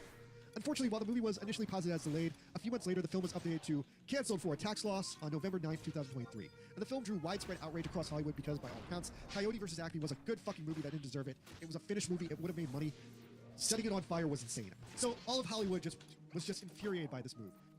People actually canceled deals to develop films with Warner over this, and there's this haunting quote by someone that I can't find anymore, but I vividly remember it. The quote was essentially, Coyote vs. Acme was a great movie, and anyone who saw it was instantly filled with an overwhelming dread that if Warner could cancel a movie as good as that for a meager tax write-off, they would cancel anything. There was widespread condemnation of Warner Brothers, and they supposedly decided to back off from Right. setting Coyote vs. Acme A lot on of fire at nations just that did. second. So then they played with everyone's probably minds gonna and die. said that they were going to just sell the movie to another distributor, even though that should theoretically have cost more money than just them releasing it themselves. Now, supposedly, immediately, Amazon, Paramount, Apple, Netflix, Sony all jumped at the idea of purchasing this Yeah, I'm gonna die. supposedly wonderful Looney Tunes movies. Yeah, They were run all away. interested in buying it, but then WB stopped them in their tracks by putting down an insane and risky price tag of $75 million to buy the film outright to release it. Now, for comparison, that's the same price that Taylor Swift put on the home video rights for her Eras tour a few months earlier when she sold it eventually to Disney+. Now, I would argue that it's possible for Coyote versus Acme to get a box office of slightly over $1 million with good reviews and good word of mouth, so a distributor could have released it in a theater and theoretically profited off of that, but it would have been close. Now, after this is where the story gets very murky. Supposedly, none of the distributors were willing to spend $75 million on it, and so they lowballed WB all the way down to $30 million, which was the publicly known value of the tax buyout. Now, I feel like WB should have seen this coming, and they should have formed more of like an auction process where they worked up from $30 million and not down to it, but somehow they got it all backwards, probably and gonna get glaring killed. backwards, and instead of coming from a position of strength where they could have like I don't know when I got put aggro. each other up to the ceiling, they instead came from this position of weakness where everyone knew they were just trying to delete the film for a tax write-off, and then they ultimately didn't follow through with anything. Ultimately, supposedly, as some people tell the story, the film rights are still up to grab to this day, but no one is ever going to be crazy enough to pay $75 million to Warner Brothers directly to buy the rights to the movie, except for maybe a sociopath with a tarnished public image that he needs to repair. Ha ha ha.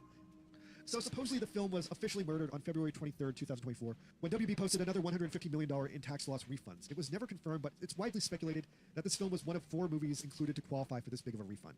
However, after that, in March and April, the film's screenwriter claimed the film was still potentially available for acquisition, just no one was willing to pay $75 million for it. Now, that Did I make it? was it. That was kind of the end of the story until It's recently. crazy if I A did. few recent things have moved the needle again on the story. The ball got rolling again in January 2025 when Screen Rant had an interview with Lana Condor. Condor supposedly plays a minor human support character in the movie, and she was devastated when this I'm movie gonna came rest out. for a second. I'll be right According to back. her, it's the finest work of her career, and it was completely buried for a tax write-off. Like, how fucked up is it that she had this one chance of becoming a huge Hollywood actress, and then WB like buried her like best apparently leading role here. Now, the Lana Condor thing then started off Will Forte, who was apparently the star of the film, who put out a scathing public statement reminding everyone that Zaslav committed the Hollywood equivalent of a war crime against this film, which by all accounts was a great film that everyone loved. Lastly, responding to Will Forte's leaks, someone posted a brand new screenshot taken from a screen of the film, making me incredibly curious that someone's just got to have a secret DVD of this film laying around for some such a purpose. And I always have wondered what would happen if the film was eventually leaked. Would WB be on the hook to pay back that $30 million? Would they have to release this film anyway to recoup the profits from the tax write-off? So far, none of these canceled movies have ever been leaked. They're all lost media. But then, since this event, an unfinished snippet of the canceled Soup Holiday Haunt movie has also leaked online, which was another movie that Zaslav canceled as soon as he took power. So that brings me to the last and final movie of the post-Space Jam Looney Tunes movies, The Day the Earth Blew Up. Day the Earth Blew Up is the Porky Pig Daffy Duck movie that was also supposed to drop on HBO Max on August 22nd, 2022. Same day as Bye Bye Bunny. I want to think HBO Max was originally trying to play and plan up some Bugs Bunny versus Daffy Duck double movie feature grudge match, where viewers would have like access to both films and maybe like some arbitrary decision would be made about which one got more hits faster.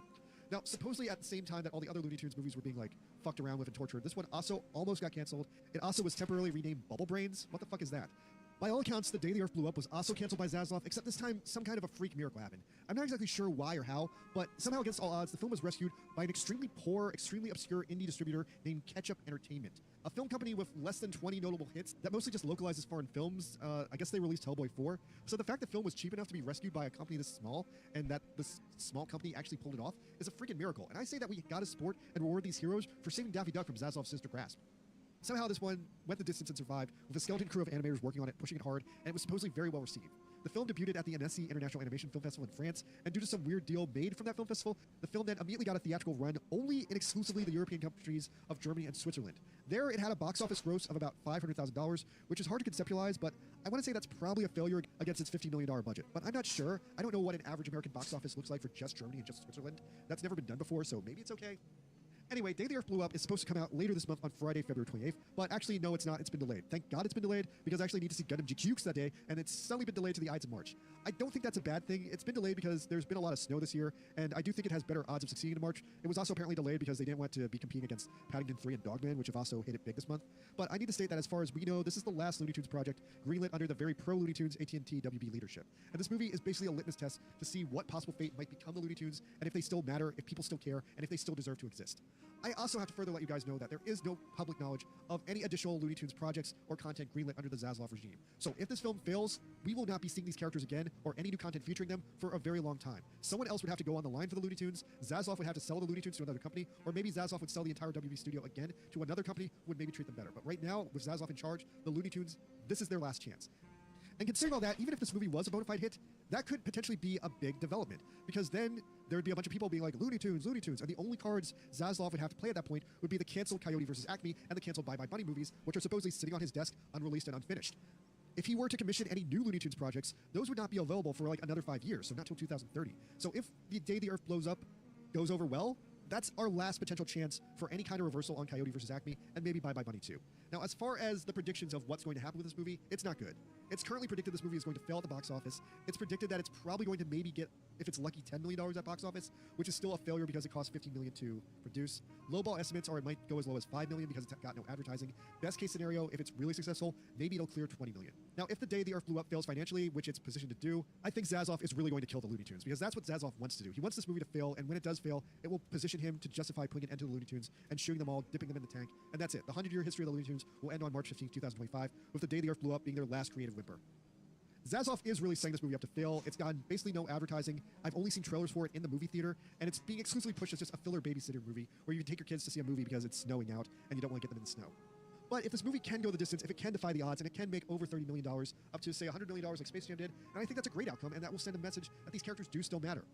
But it's going to be hard since only hardcore animation fans and like internet nerds are really going to probably care about the Looney Tunes, especially as it is. Like, I know for me, the Looney Tunes were like a big part of my like childhood because like reruns of the Looney Tunes were always on TV, and then you had Tiny Toons, which were apparently like a sequel to the Looney Tunes. But nowadays, just those reruns don't air like they used to, and it's really hard to like find people who like still care about the Looney Tunes. So yeah, this is literally their last shot. A lot's riding on Day the Earth blew up, and as we keep existing in a society where timeless American institutions are being torn down one by one, I guess I just want to end by asking right here: did you ever care about the Looney Tunes, and are you going to miss them when they're dead? Because David Zazoff is about to murder them. All right, I was Moonbuster Green. Leave a comment if you are planning to go see Day the Earth Blew Up. Good night, everybody.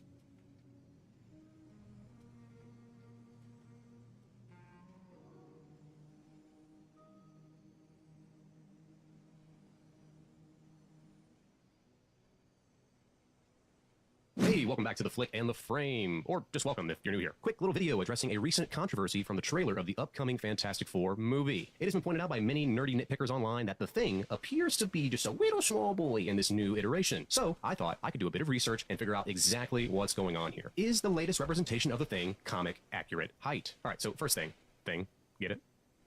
It'll come to you. First thing I want to establish is how tall the Thing is in the comics. So it is stated in the official handbook of the Marvel Universe from 1986 that the Thing is 6 feet tall, although artists will sometimes draw him to be taller so that he isn't under Mr. Fantastic, who stands at 6'1", and occasionally he stands even with She-Hulk, who is 6'7". So there's a bit of inconsistency when it comes to the artist drawing him, but the handbook states that he is 6 foot. This has actually been retconned since 1986, and the Thing now stands at a whopping 6'6" as of 2021. That's not even as tall as Shaq. So for the purposes of accuracy, we're going to go with the current height in the comics, so the Thing should be standing at 6'6", but technically could be as short as 6 feet. Fantastic. Now, let's take a look at the Thing from the latest movie. Okay, so at time of recording, no official height has been released for the character, but I think we can figure this out. I'm just going to eyeball it, really. So first up, I want to take a look at this shot here at the Thing in human form as Ben Grimm, portrayed by Evan Moss Backrack, who is about 6'1", next to Mr. Fantastic, Pedro Pascal, who stands at about 5'11", which appears to be accurate in this shot. Now, this seemingly takes place before the Fantastic Four get their powers, so there's been no genetic tampering with their physical attributes. And I think we can definitively say that Ben Grimm is taller than Reed Richards just based off the actor's actual heights in this shot. Fantastic. Moving on. So if we're looking at this shot, the Thing is looking relatively small.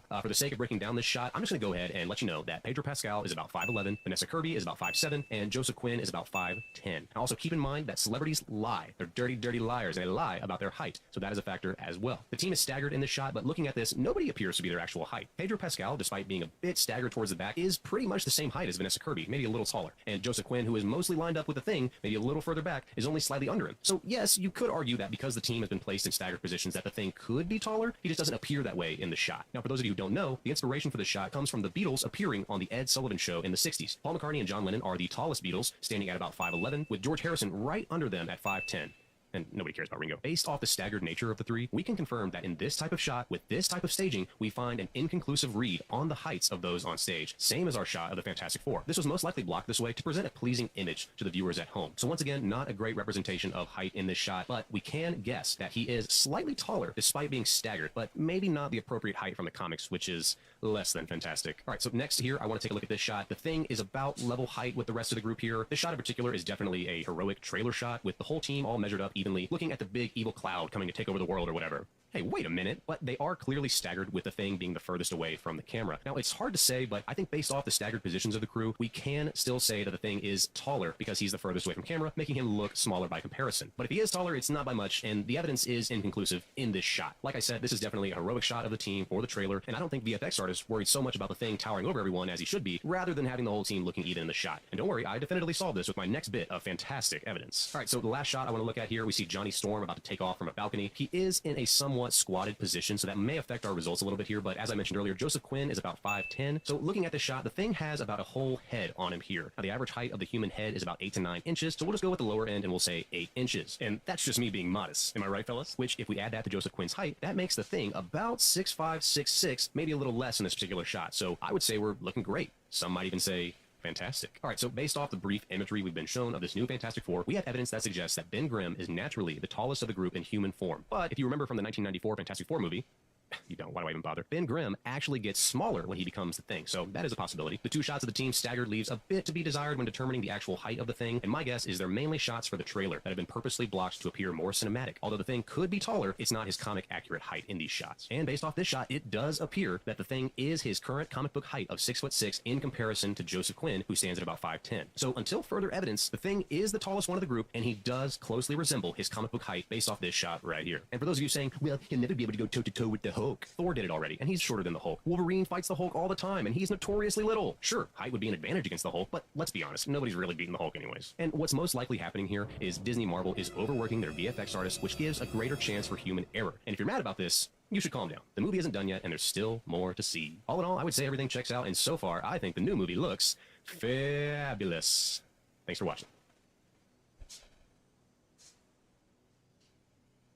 Neon Genesis Evangelion, a series that absolutely nobody is unfamiliar with. We all know it, we all love it, well, most of us love it, at least some of you didn't like me praising the series a whole lot in my review videos of it, but for the most part, everyone who knows me knows that I absolutely love Evangelion. I only got into the series this year, and already I can say that it is one of my favorite anime of all time, with one of my favorite stories of all time, and some of my favorite characters of all time. And that is a pretty big feat. It is rare for me to say that I think a series is a perfect representation of the artist's vision all the way from start to finish, and yet I truly believe that the original Evangelion series and its companion film, The End of Evangelion, is just about the closest you can possibly get to that. It mixes an interesting dystopian world and characters who are really not happy with their lives, with the reflective narrative style of Hideaki Anno, who pretty much only made the series so he could have a way to cope with his depression and personal gripes with the world. It is a deeply moving and personal retrospect on the limits of human connection and loneliness that I find to be very cathartic and relatable to someone like myself. And therefore, I think it's one of the best stories ever told. Like, just in general, I think it's one of the closest things to perfection you will ever get in media. Now, with that being said, the franchise did not end in the 90s with The End of Evangelion, and Anno did not let go of the series at this time either. See, there is a series of films known as the Rebuild of Evangelion that act as a source for Anno to basically retell the story of the original series at first before letting it dive into a new direction for the original story now that he's gotten a bit older, matured a little more, and most importantly, had recovered from a lot of the issues he was facing in his past. And therefore, it makes for an interesting series of films that basically flip Evangelion onto its head with new directions for the characters and their relationships, whilst also throwing new dynamics and twists that recontextualize the world of Evangelion for a new audience and returning fans. And let me just say, I was very surprised to see the consensus on these films. See, the rebuilds of Evangelion have a very interesting reputation here on the internet, because there's really only two sides of it. There are those who absolutely love the rebuilds for their new perspective on the series that believe it's a perfect contrast and sister piece to the original series. On the other hand, there are people who absolutely despise these films and think they're an insult to the original 90s anime that misses the point of everything and boils the series down to a generic mecha trash slop fest with boring characters, convoluted plot lines, and butchered representation of the series' central themes. But where do I stand? Well,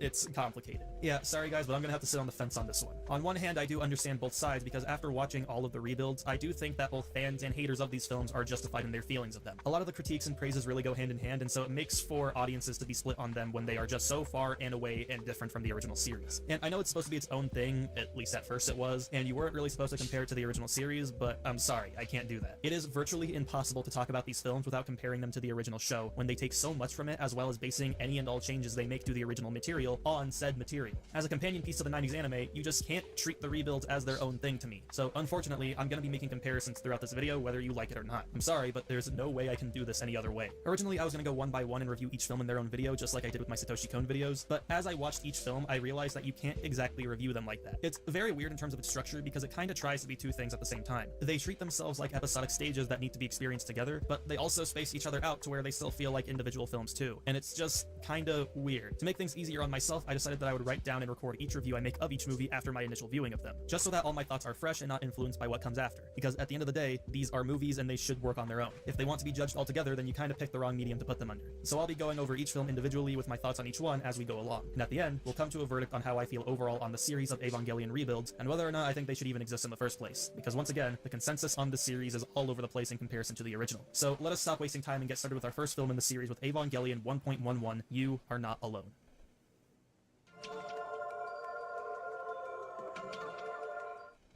So, this is the first installment of our Eva Rebuild series that sets up the status quo and reintroduces us to all our favorite miserable characters and our favorite miserable world with our favorite miserable mechs and miserable antagonists. And, like, for the most part, this film is really just an exercise. Like, at least 95% of this film is just retelling the same story we've already been over in the first few episodes of the anime with very little major changes done. Like, yeah, the pacing is a bit switched up for a movie, there are some changes in dialogue, some removed scenes, some added scenes to give a bit more foreshadowing and hints as to where the story might be going in the future installments to remind us that, hey, the direction is going to change eventually, just not here. And that's basically all this movie is. For the most part, Evangelion is a series that has never managed to leave me without surprise, and I'd say the most surprising thing about this film is just how unremarkable it is. It's not bad or anything, I don't think that, and since we are going over a story we already know, the elements that made that story special is mostly kept intact here. It's relatively faithful to the beginning of the anime, which I think is what determines people's enjoyment of this specific installment, as a lot of people don't really love the start of the anime. It's pretty slow and uneventful compared to what comes after. And I understand that, but I personally love establishment. I love world building, I love building up character relationships and all of the stories. Hence why I found the start of the anime to be pretty hooking when I first watched it. Though, in this movie's case, it is a bit more difficult to find investment because, once again, we know this story already. We know these characters already. They've been established before, and the original way was done a lot better with a lot more time, subtlety, and focus. Whilst I still think the film does a good job at establishing our main characters like Shinji, Rei, Misato, a lot of things kind of get lost in translation. Shinji's school life with his friends Kensuke and Toji are especially minimalized here for the sake of runtime, and while they do try to make up for it with the little message they send him at the end, which I found to be a cute little addition that gives a lot of motivation for Shinji's character, I can't help but miss their presence and the character building that they added to Shinji at the start of the anime. Outside of the initial meeting that establishes their friendship, they just vanish afterwards as background characters, which was a bit sad to see, since their moments added a lot more humanity and somberness to Shinji's character, whereas the film kinda gets overwhelming in its attempts to balance his pessimistic nature with the glimpses of hope that friendship and his new life can give to him. For the most part, that aspect of the series is kinda lost here, which takes away a lot for me. With that being said, I do think the climax of the film is done very well still. Shinji and Rei's dynamic is handled very well, and their interactions are easily the best part of it, just as they were the best part of this section in the anime. In the end, you even get a little more breathing time with them that felt really nice to see, and while it's mostly all stuff we'd already seen before, I still found it gripping and a highlight of the film, showing that even though it is retelling most of the same beats, some of those beats can still be delivered effectively, even if not all of them are. Visually, the film is pretty great as well. Of course, being a film that's made decades after the original series, it's going to make for a lot more possibilities in technology and crew, and it certainly shows. Compositionally, the 3D and 2D blends can be a bit off sometimes. I do understand that it makes the work look easier and adds for a lot of things you just can't really do with regular hand-drawn animation, but at times it does just look a little off. This is more of a nitpick because I'm personally not a fan of heavy blends of CG and 2D animation unless you can really make them look well mixed. And it is like that here in most cases, but at times it can get a little awkward and janky, which I think holds the action back a little bit, which I certainly still prefer the original for due to its exaggeration and brutality. This film also has a problem that a lot of modern anime does, which is the weird filter to look throughout the film that makes it look overly glossy and blown out. I don't remember what other film or anime I discussed this for, but I get very annoyed when I see something that utilizes this feature because it just makes the animation look blurry and sloppy, and in comparison to the more sharp look of the original series, I find it to be a heavy step down visually. Lighting-wise, it's still good, and they do their best at keeping the colorful vibrancy of the 90s series, but of course, with modern changes, some things are just going to look different, which I'm perfectly fine with. A lot of the introspective visual flair of the original that gave us great insight on the characters whilst also creating a psychedelic and uncomfortable atmosphere is still present here, though as a lot of things in this film, it's very minimalized in comparison. For the dense nature of this film, it's utilized to a just amount, and even adds some new things to its own that I appreciate, and it once again shows that this is more than just a lazy attempt to recreate the original, despite how trudged it can feel at times. It never once felt like an unnecessary creation, which is what I found to be the most important thing here. One major complaint, though, is that this film is kinda all over the place structurally. Since you're watching a story that was originally made for TV getting condensed into a 100-minute film, a lot of the time it just feels like you're watching shortened episodes clumped together rather than an actual film. And there are plenty of great films out there that allow for a more episodic structure to convey its themes and narrative, and they do a good job of dedicating themselves to that structure. When it comes to this film, it kinda feels like they tried to make something that follows a conventional 3-act structure, and yet it never fully works in that way because every sequence is, once again, originally made for television and not a 100-minute film. That also leads to a lot of things feeling rushed, so it makes for an I think I've already watched this. Bump. Yes.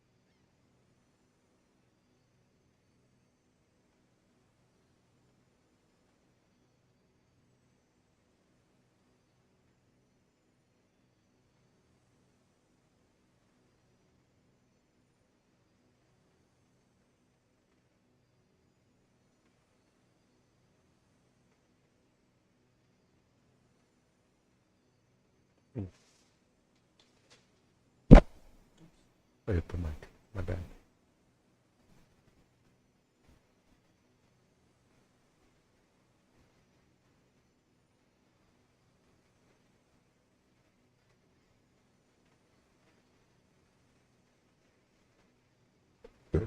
Pardon me.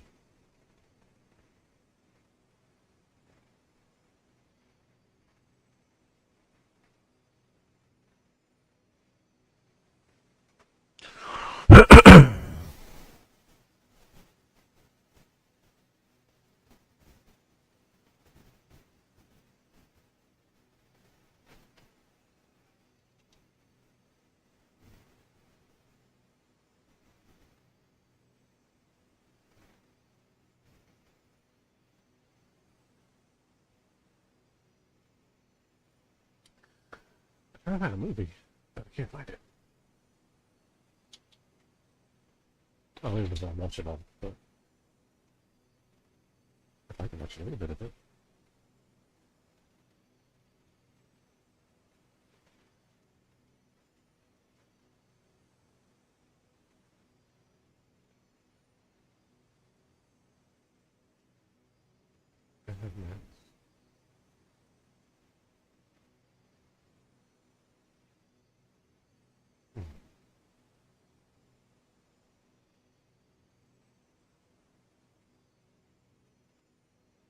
Fuck me. Where the hell is...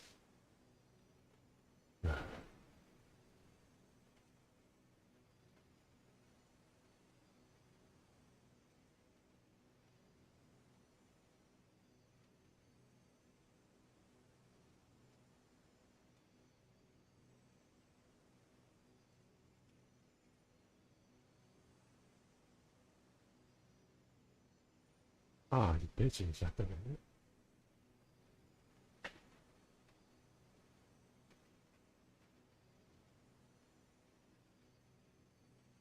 Wait, it's right there.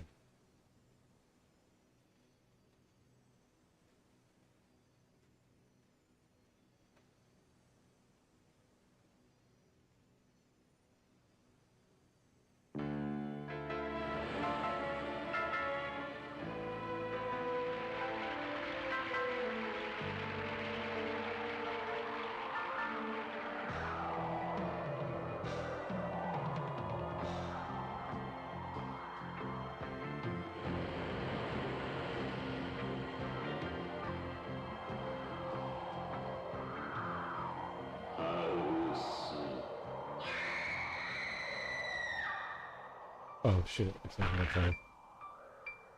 My bad. It's got some fucking pirate shit. It's not allowing me to watch it. So I will do this instead.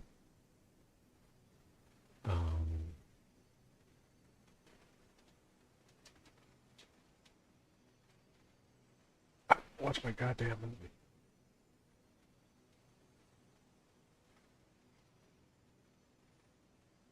Or maybe I should.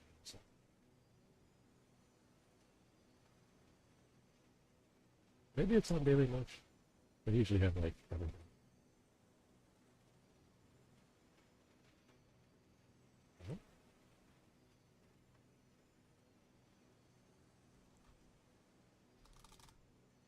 Hmm.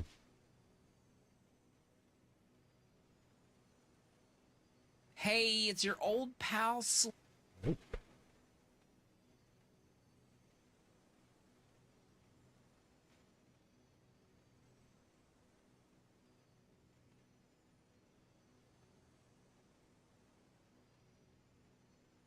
Maybe I can't watch it. I can't find it anywhere. That's not Max. Which I only have a trial for. Maybe if I went to...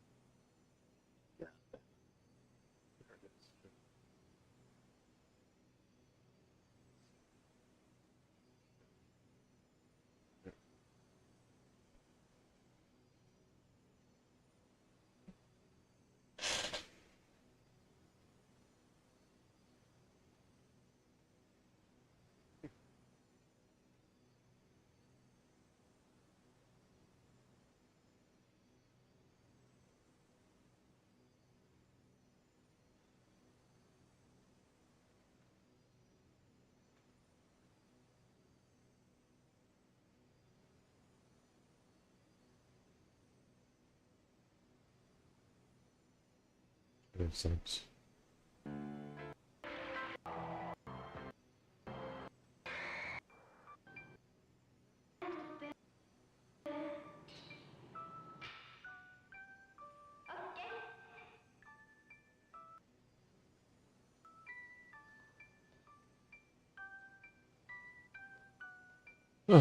Where are the subtitles, dude? と思ってたんだけど、ついね。この人ね、宝石デザイナーなんだよ。仕事に似合わず、料理最高なんでもうまい。これからはお前がパパのボタンをつけてくれなくても済むんだよ。それはひどい人仕事に似合わずだなんて。What the F?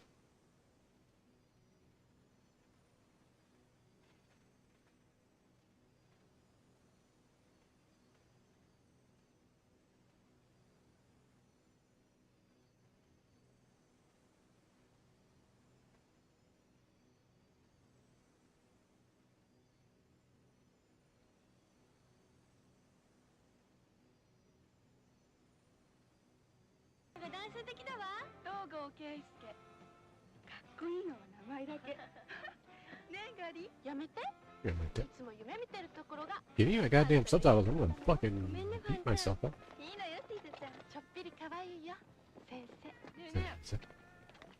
I wish there's an app that just gives you subtitles automatic. Why? Oh my god. I can't help.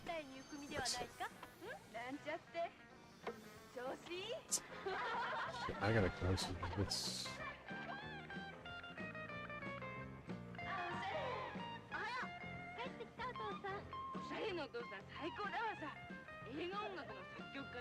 弱っちゃっ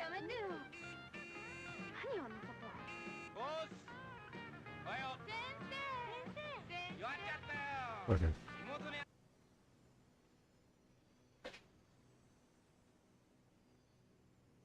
So there's no subtitles. Some dumb reason.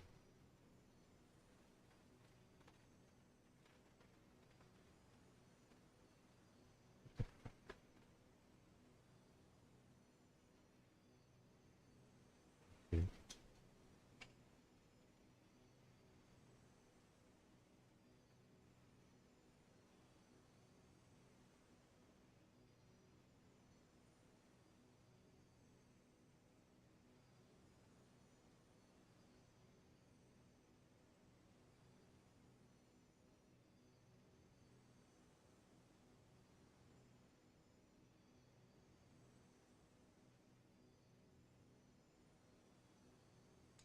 That's weird. They got the house, but there's no subtitles in this place I'm at. 1 second.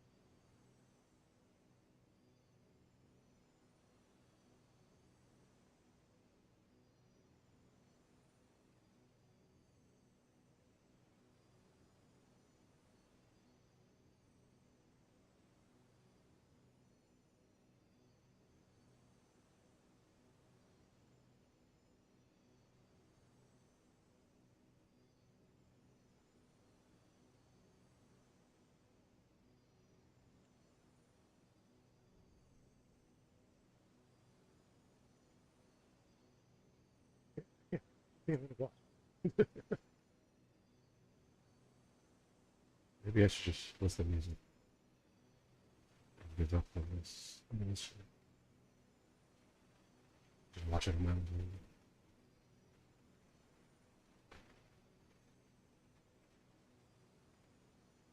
I have been wasting a lot of time just doing nothing. I'm scared. Everything can kill me so fast out there.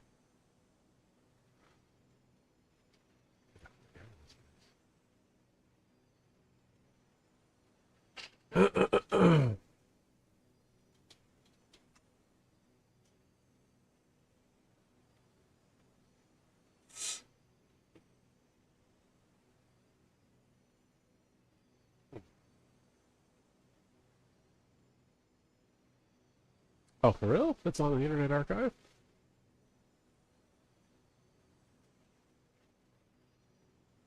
Better be.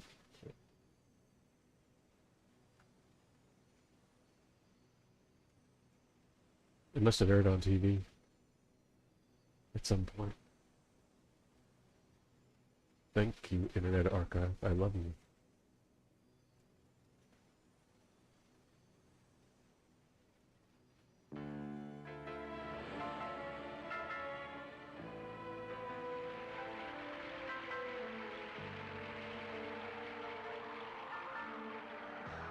I don't really know what to expect of this movie, or if or even if I'm gonna understand it. I have no fucking clue. My first time trying to watch it, I kind of got overwhelmed.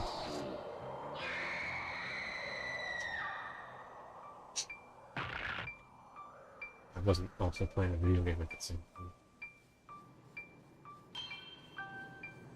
Reading the subs is gonna be a little hard.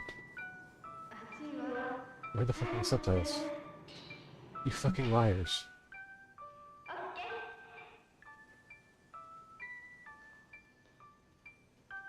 Is it doing that shit where it plays in the source, but not the fucking...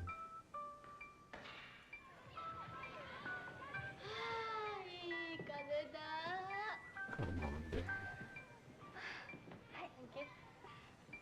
もうすぐ夏休みね。羨ましいな、おしゃれ。素敵なパパと別荘に行くんですもの。あら、ファンタだってみんなと合宿するんじゃないの。そりゃそうだけど、それも来ればいいのに。つまんない。欲張りなファンタちゃん。あなたには大好きな東郷先生が一緒でしょ。ひどいおしゃれ。それでも信用なの？あ、授業行こう。ねえファンタ。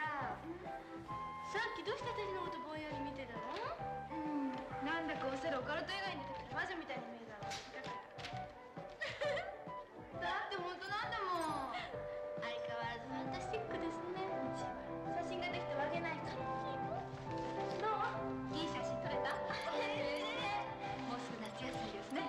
私ね、パパと一緒にカレーラーに行くの。あ、そう。お父さんも元気？はい。I'm trying to have a more balanced team this time. あなたは？私はみんなと東郷先生の妹さんのところ。いいわね。おめでとうございます。先生結婚なさるんですって？だから聞いたのそんなこと。東郷先生。どんな人ですか？先生のことだからね。決まってるだろうな。ねえ、決まってるの。お見合いよ。授業も来るわよ。はーい。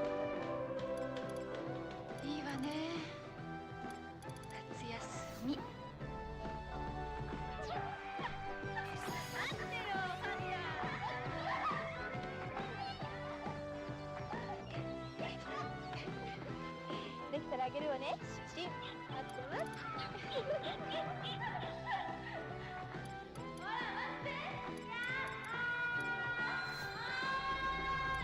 バイバイ。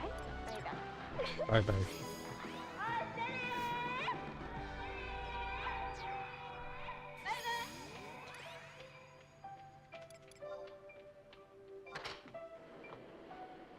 Papa!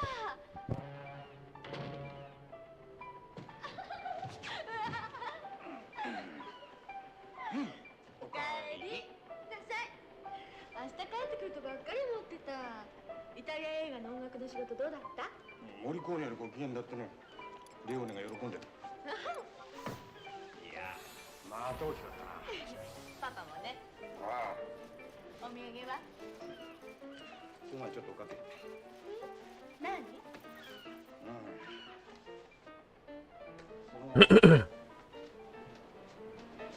もう1週間だ。夏休み。うん。パパ、まさか行けなくなったなんて言うんじゃないんでしょうね、軽井沢。行きますよ。そりゃ行くさ。じゃあ何？もう一人連れが増えたんだよ。誰その人？男？女？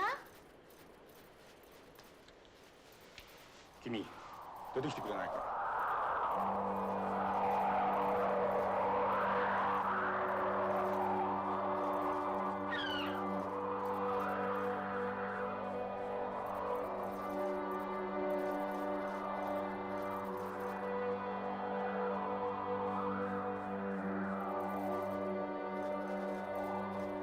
おしゃれちゃんね。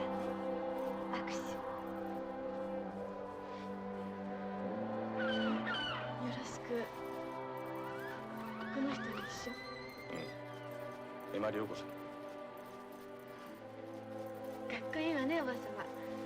嬉しいわ。あなたが笑うととても素敵。仲良くしてね。仲良くしてほしいな。何せお前の新しいママになる人なんだから。新しいママ？言おう言おうと思ってたんだけど、ついね。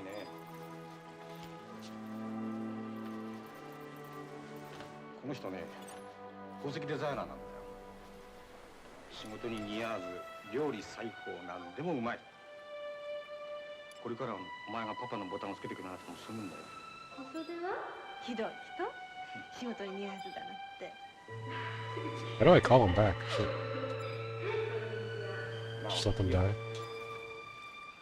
もうママが死んでそろそろ8年だろ。 Which means? 私たちだって幸せを取り戻してもいい子なんじゃないかな。私絶対軽井沢なんか行かないから。おい、待ちなさい。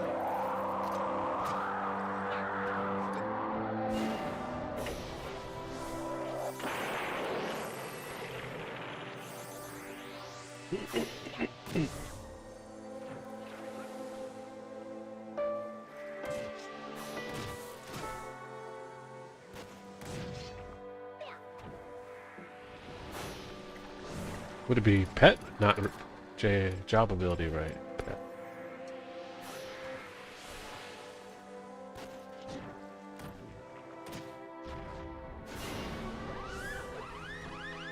Go back a little bit. Read some of that dialogue that I know. She just met her new beautiful girlfriend mom thing. この人ね、宝石デザイナーなんだ。 A jewelry designer? 仕事に似合わず料理 He's 最高。 surprisingly good at cooking and other things too. これからお前がパ You パの don't ボタンを have to mend my shirts anymore. ひどい人。仕事に You 似合 shouldn't わ have so surprisingly. But she enjoys it. もうママが死んでそろそ If she remembers it. ろ8年だろ。 If that's what they're implying. 私たちだって幸せを取り戻してもいい子なんじゃないか Something な。 like oh my goddamn ず。 desk. 軽井沢なんか行かないから。 I won't go with you. Oh. 待ちなさい。It's an interesting visual.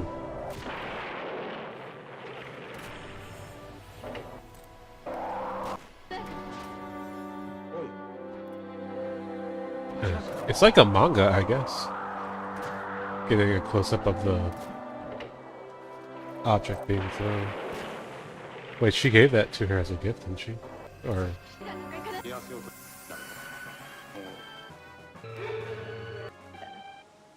She's trying to be nice, right?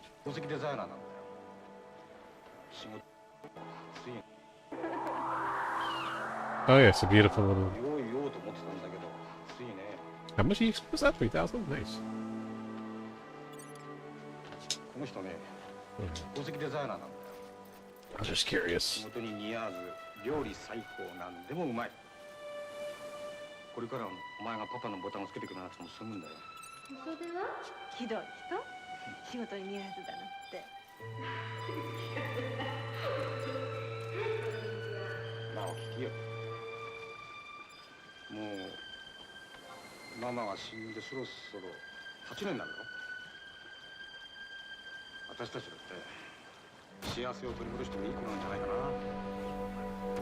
私絶対軽井沢に行かない。 Oh shit, the thing is kind of choppy. Probably because I'm in the water, a lot of graphical bullshit. I should probably turn the frames back down. I turned them up, but... Let's see. When I get out of the water...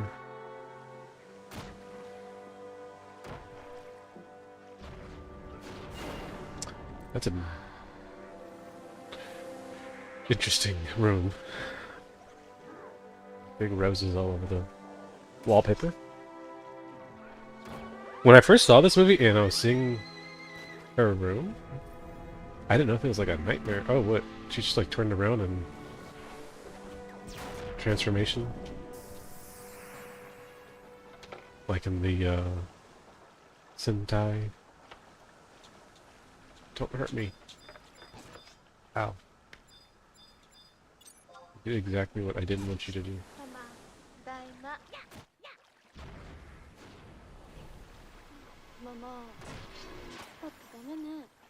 That's just really this mom.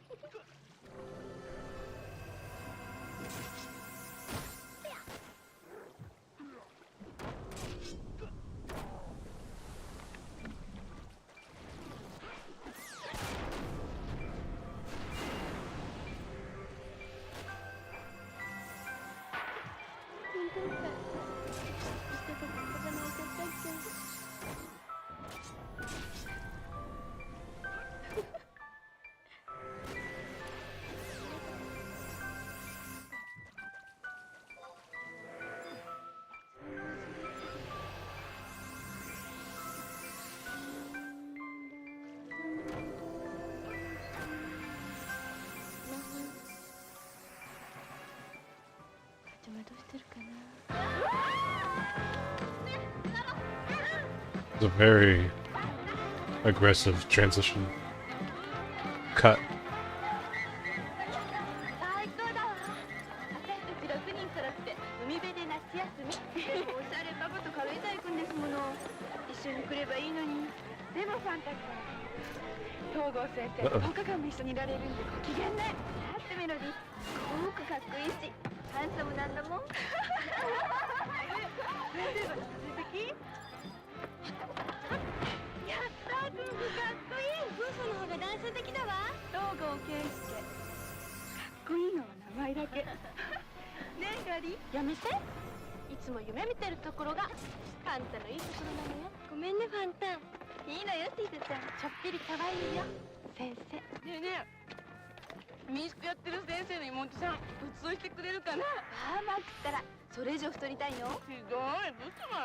Fatter Mac.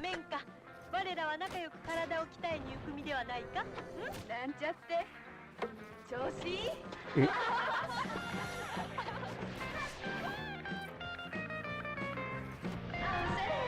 あら、帰ってきたお父さん。What is this? Surf music. I feel like I'm watching one of those like beach movies from the like 60s, 50s, whatever the fuck. And everyone's just like dancing around. And there's like no plot.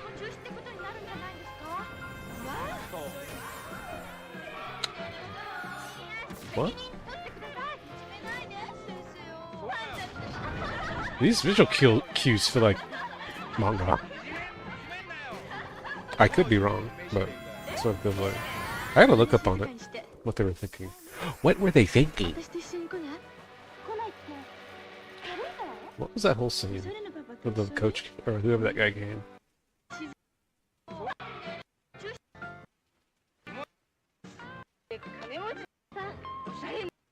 This is all such a...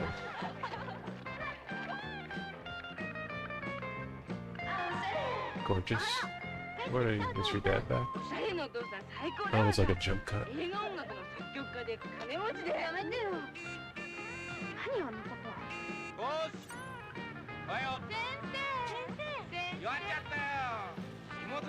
My sister's going to have a baby.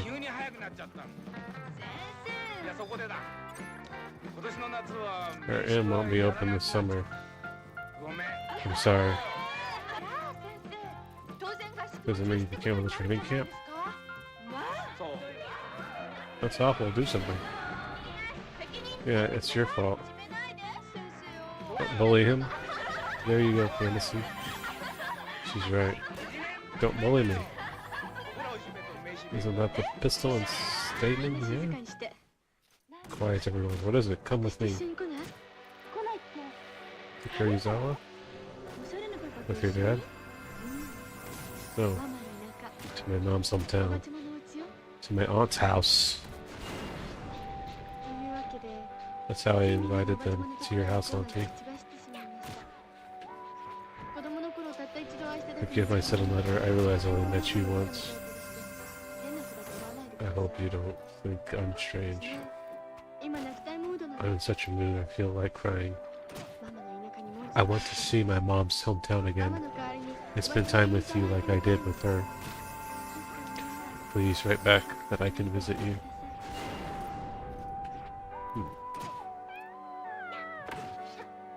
Kitty!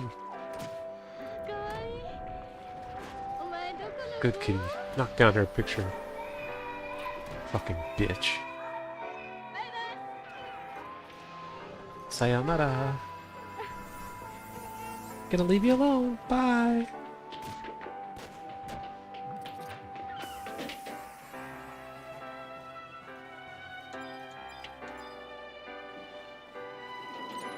No new manga to read.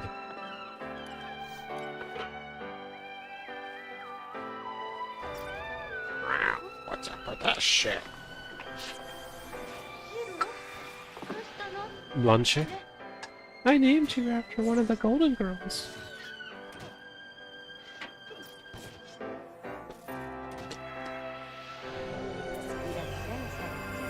Welcome to come. Your aunt has been waiting for your letter for years. Come see me. Come to my house, gorgeous.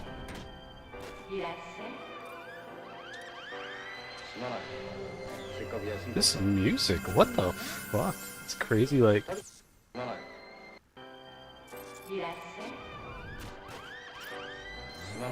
What is that? Like... It's just like... very... evil sounding. But... I'm sorry you took time off. Oh wait, this thing's kicking my ass. Or it's kicking my tank's ass.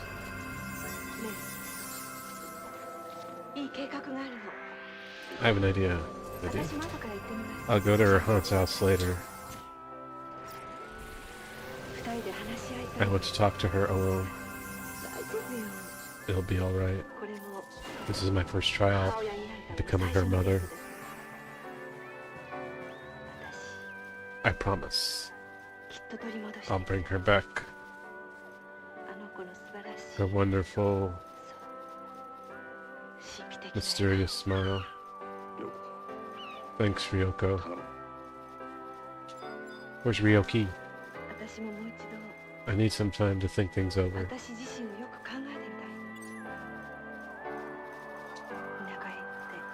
In the countryside.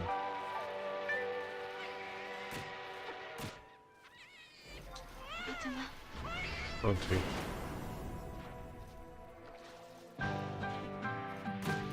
What is happening? It's Sesame Street or some shit? What the F? I'm just checking something real quick. I'll put it back on. Okay, I'm good. Sunny days.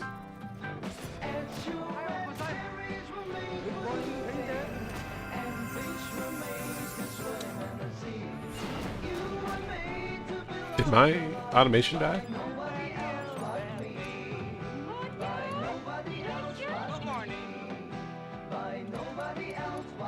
Is this a real song?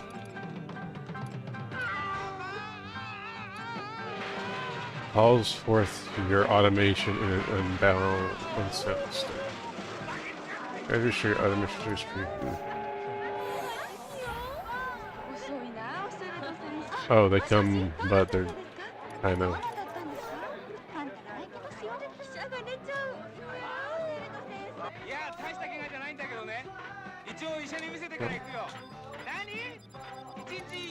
Whatever.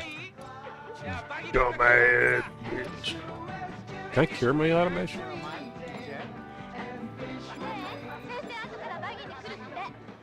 Bitch.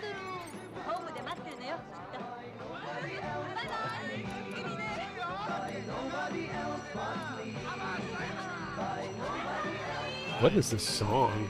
Is it a Japanese song? Or a unpopular American hit?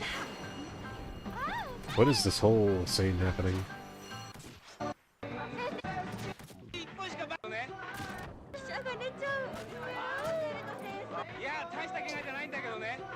Go to the hospital first. No more business today? Alright then, I'll take care of my car, bye. What is on his butt? What about Gorgeous? Maybe she's already inside the station. Oh, let me sit and rest. Maybe that should be what I should be doing. I'll kill this. Hopefully the bubble thing doesn't kill it. It's got like an AoE. There she is. Gorgeous. Do they have all interests, like, names? Real names? Sorry, I've been looking for Blanche. Who's Blanche? Come on, Nick. Wait. She's talking about the cat? What happened? The cat. Did they mail it off on accident? These are our shields. How the fuck did you get your cat there? It's a very irresponsible.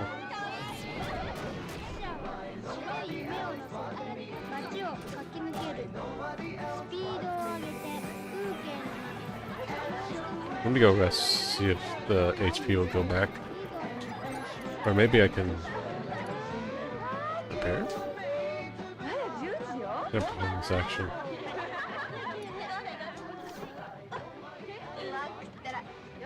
I don't know, man. I'm gonna rest.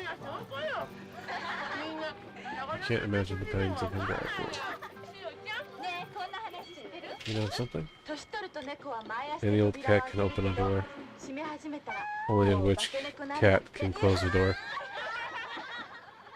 It's apparently really funny. That's a beautiful cat. It's got some big eyes. Tell me about your hometown.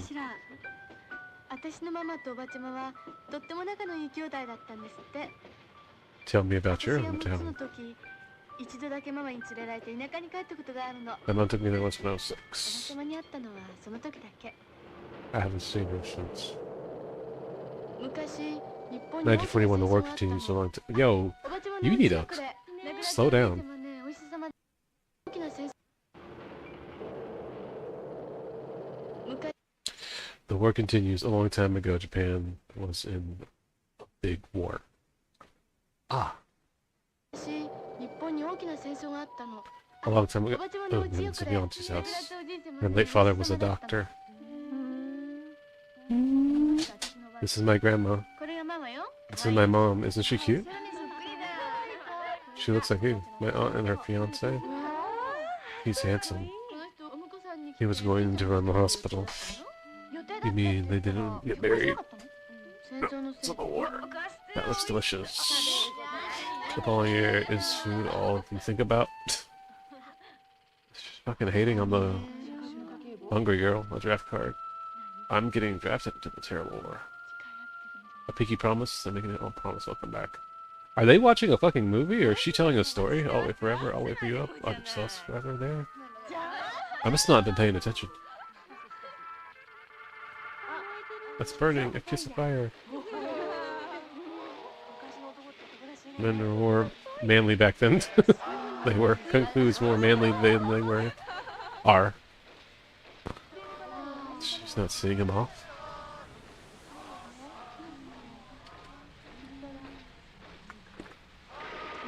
He's so serious. He's manly. They've been shot. Damn, he didn't give a shit. So, 戦争が終わってみんな帰って the き war たけ ended, ど but my おば aunt's ちゃまのフ fiance ィアンセ never だけとう returned. とう Oh 帰 no, ってこな it's かった boring. でもおばちゃまいつまでも She's そ still の人 waiting. 待ってるの。ロマンチックね。 How romantic. Maybe later, be sure just one of あ、これママの結婚式。 my mom's wedding. All in white. 私も結婚式は白む。 I'll wear it at my wedding too. You think you can find that room? Yes, I do. 綺麗。 So beautiful. おばちゃまどうしてるか I な。 wonder how Auntie's doing. I like the cotton candy. だって Since my grandma died, she's been living alone. おばちゃまは What? 近所の娘さんと She gives piano lessons ピ to ア the ノをしながら neighbors. 暮らしてるんですってよ。ママはそう言ってたわ。 My mom's let me oh wow piano. What the fuck's going on? ここよみんな。 See, I'm not telling you which way. I forgot. I'm going that way. Bye.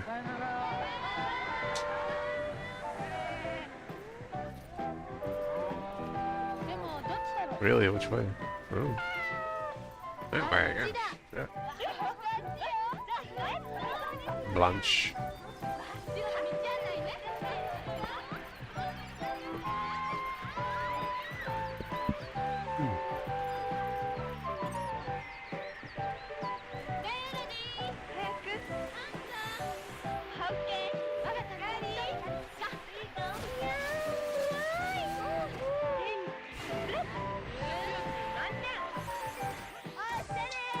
Gorgeous.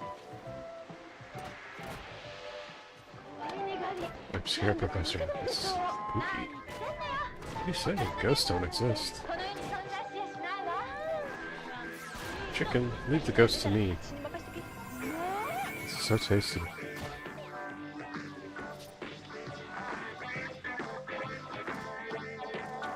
You idiot.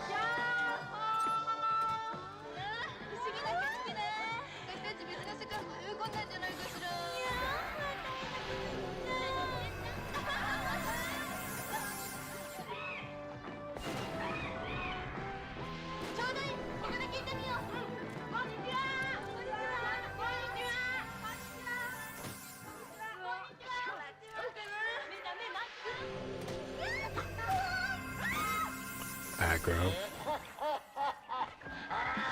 We're probably gonna lose. We get aggro.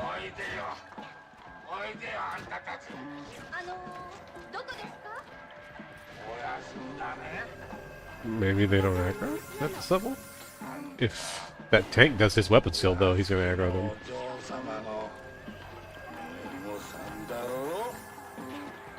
Okay, I should do this.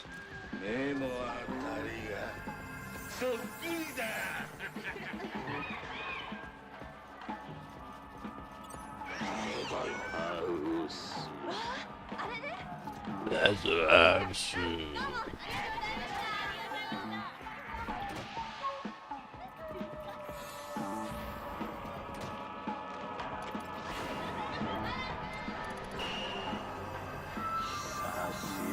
haven't had visitors for a long time.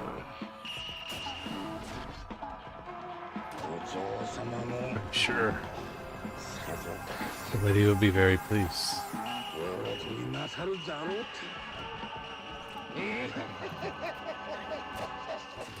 This fella.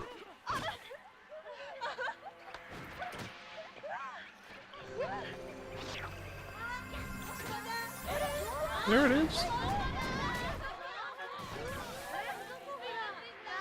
She is right. It's right there. It's a big fucking painting.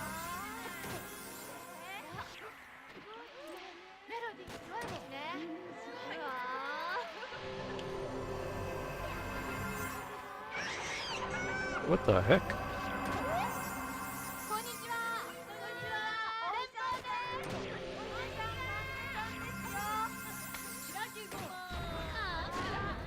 Being seriously kung fu. That's interesting.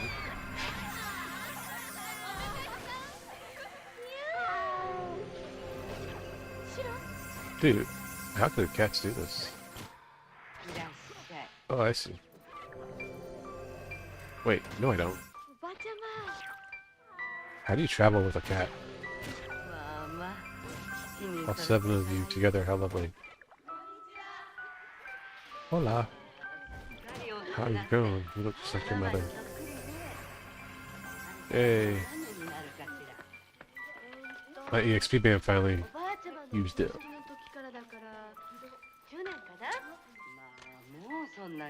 Today I spent that one.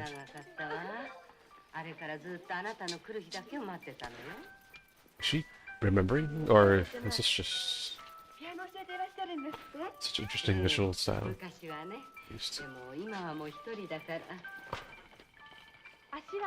I don't even know if like Japanese films still are like this.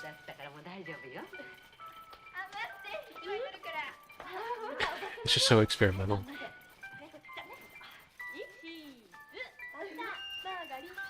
Butter or Blanche? Oh, she fucking broke it. This. What? Don't look so fucking sad. I'm really happy that you've come to me. Is the Valkyrie Emperor out here? Oh, I thought that was the cat for a second.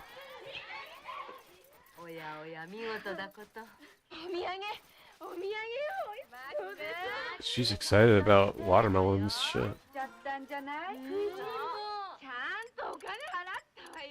I paid for it, motherfucker. It's mine!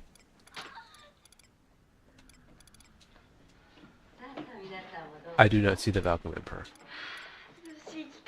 I'm getting the fuck out of here. Let's go, puppet.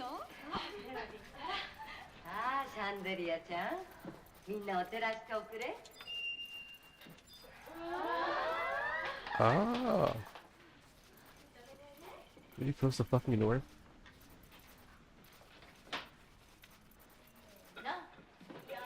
Each me. What the lord? What? Is this Evil Dead?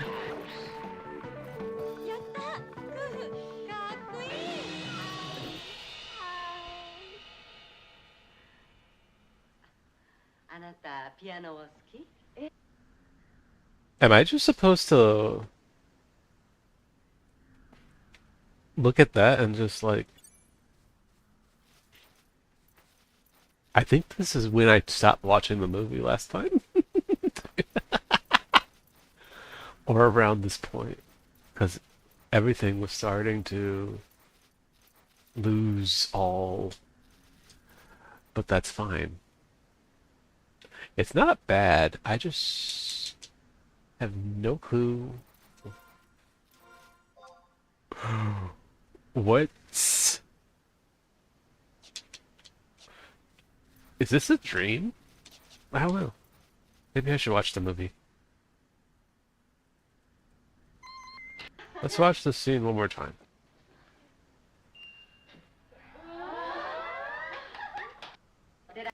Every day comes on like it's a haunted house or a trap room.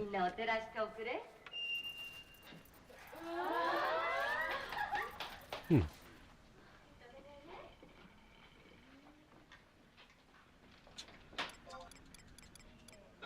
Oh, I'm so far.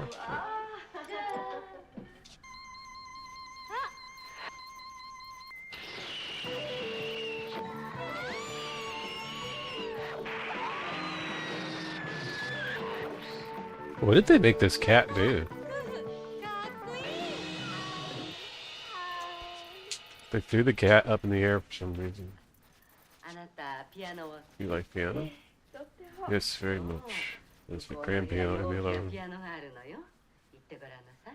Take a look, motherfucker.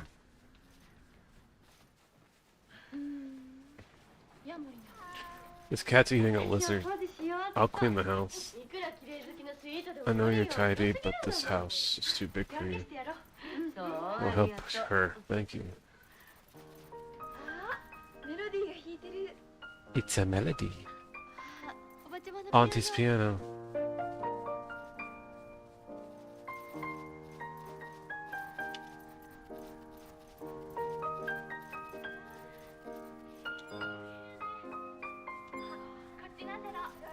What's over there? Looks like a clinic. Should we admit you?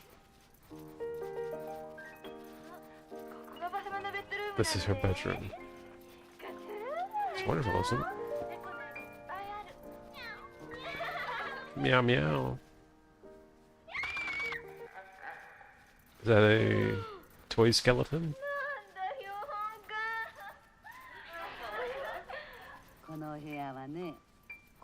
Patients in this room.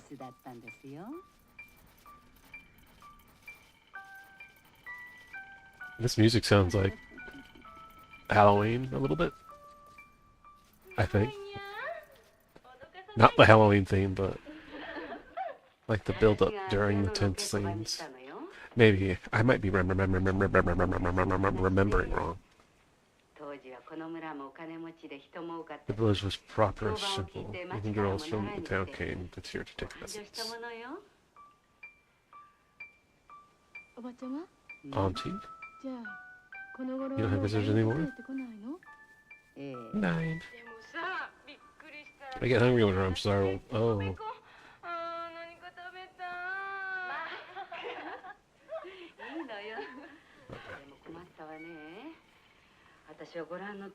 I can't work much in the kitchen.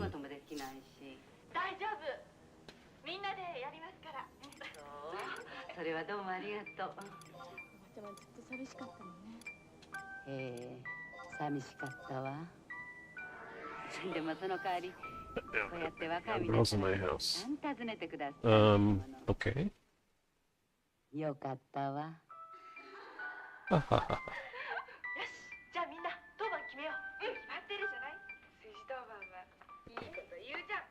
Alright, that's me.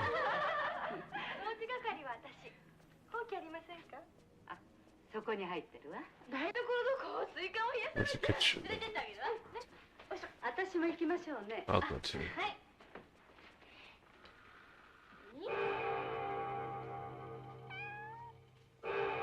Dude, this cat's so, just has to be in every scene.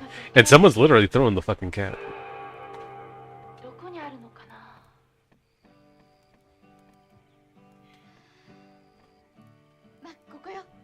Here we are.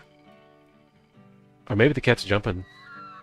And I just don't know what the fuck I'm talking about. These skilled cat actors back then.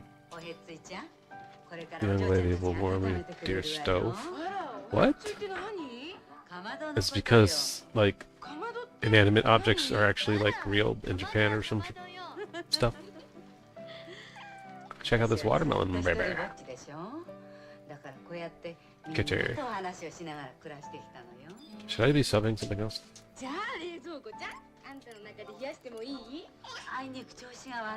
I thought I heard a baby.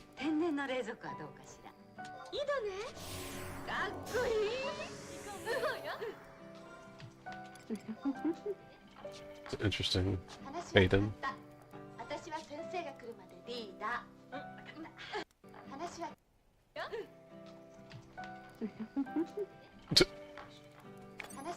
Could have been smoother. Or my computer is slugging it.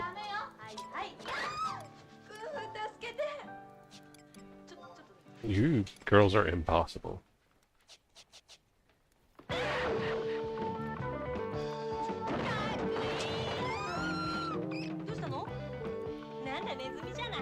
Tis a mouse.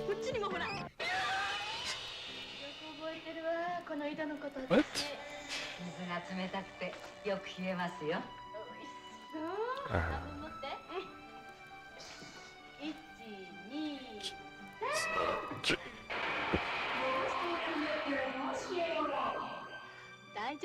Don't worry, Mac. People always used to do this. That's a funny nickname for a girl. She's a big eater. She's like one big stomach. So we call her Mac. Shut up. Milk. This should look tasty.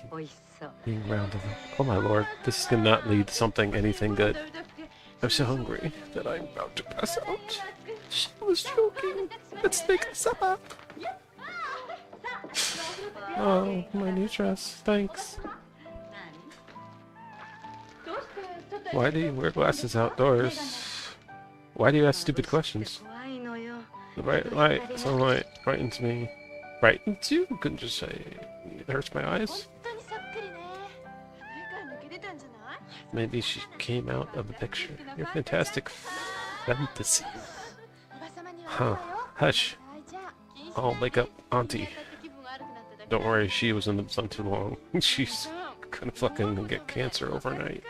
Without supper, she's... Damn it!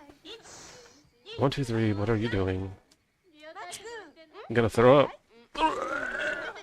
Time to purge. Mac, your ribbon. Gracias. Nice, feet. Wait, no. What is happening? What are these cuts? What am I supposed to be? Oh, was it like looking from her point of view, blinking her eyes? That's why she was like in different frames. Is that how it works? How your left eye is like looking at one... Is that Roseanne? Oh, that's too bad. Then we'll play. Let's play hide and seek. Mac's still gone. This is gonna be the first death. The first official death of House Sue. We can't lose Mac. We've known her for so long. She wants to eat. And stiff. Hold on one second.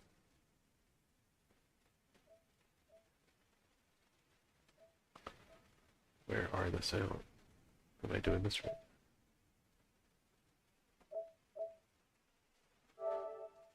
Oh my god.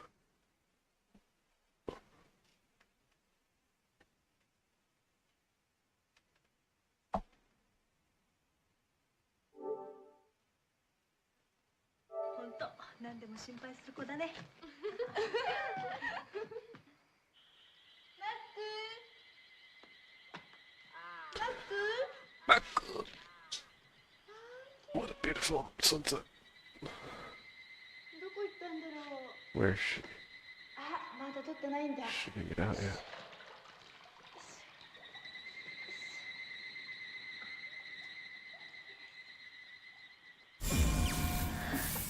KOF 15.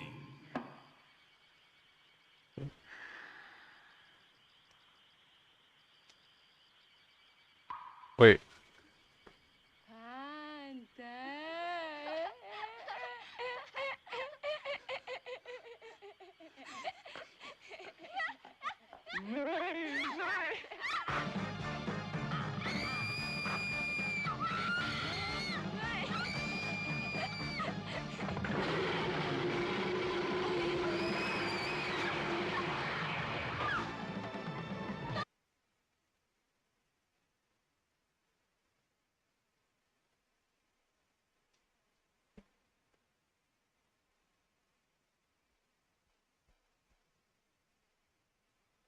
So Mac's dead.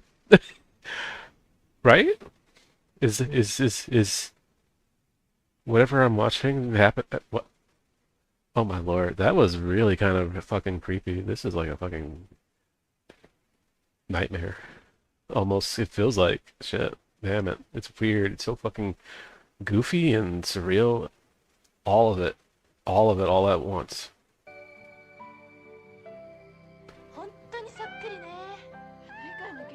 This is fucking weird. おばさまに悪いわよ。こんなに騒いじゃ。気にしないで。日に当たって気分悪くなっただけなんだから。でもさ、ご飯も食べないとお腹空かないかな。こら。1、2、3。マック、お手洗い？ちょっとり？一緒に行こっか。いいからいいから。マック。ありがとう。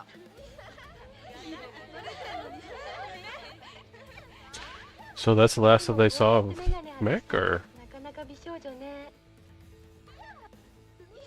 いいか。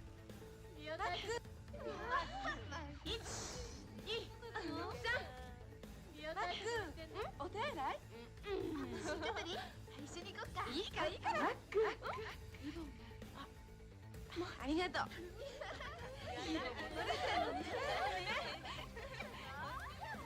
二人もこうやってメガネ外してるとなかなか美少女ね。そう。ところがメガネをかけないと何にも見えないときた。おお、それは残念だときた。早く片付けましょう。片付けて遊ぼうね。隠れた方がいい。今言ったばかりよ。でも井戸はすぐ裏よ。そんなに心配なら見てくればいいじゃない。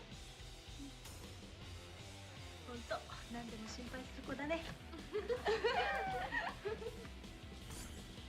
クマスク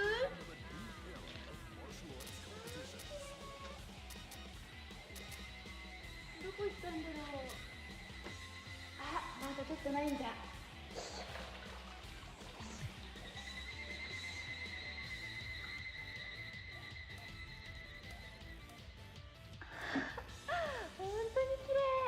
Right. マスク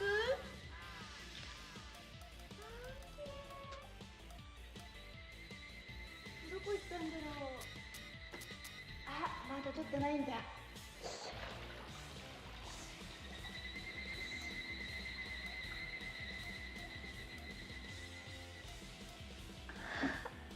本当に綺麗。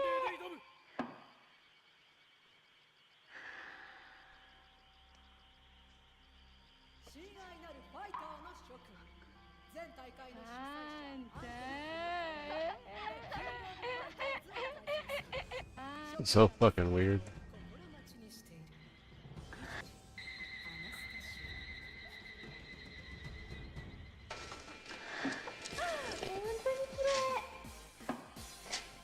Or you can just see the bit of her head.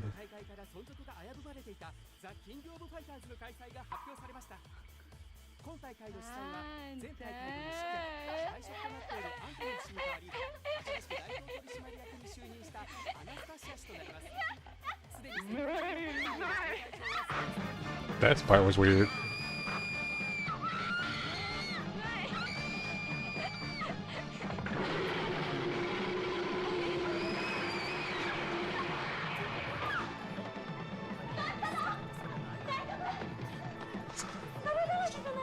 You're muddy? どうなさったの皆さん。おばちゃま、体の具合が悪かったんじゃないんですか。でもなんだか創造新聞だから。生首よ。え？生首よ。生米、生首。 Everyone has one. 生首だってまあまあ、私が見てきてあげるわ。立てたんですか。元気が出たのよ、皆さんがいらしたから。いいわ、私に任せて。行こう。井戸だってさ。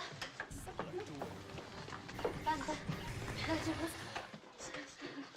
大丈夫？かわいそうに。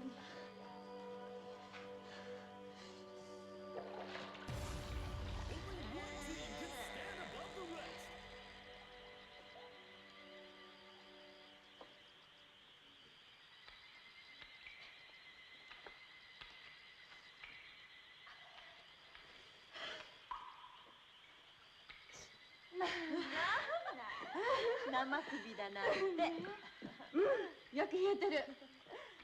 あんたに担がれちゃったわ。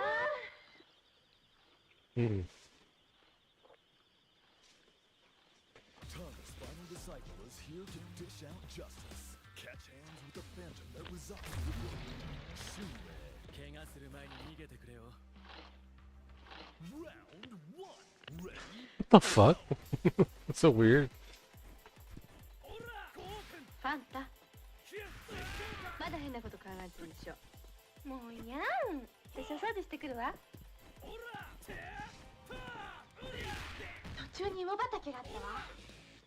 私の推理ではマックきっとそこよ。だって焼き芋気違いだもん。かくれんぼでもしてるのかな。どうしようもないね。じゃあちょっと行って見てきてみよう。あ、スイカ残しとくわね。マックにはでっかいやつをね。ねえファンタ、私汗でベッドベトなの。一緒にお風呂入らない？出ませんよ、皆さんより先に。いいのよ。私たちのスポンサーだもん。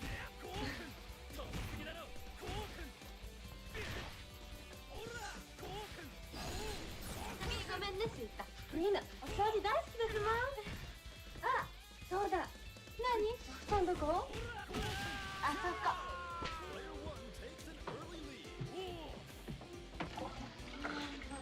どこが突き歩いてんのかな、マック。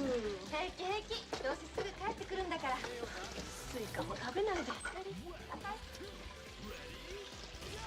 喉乾いちゃった。マックどこ行っちゃったんだろう。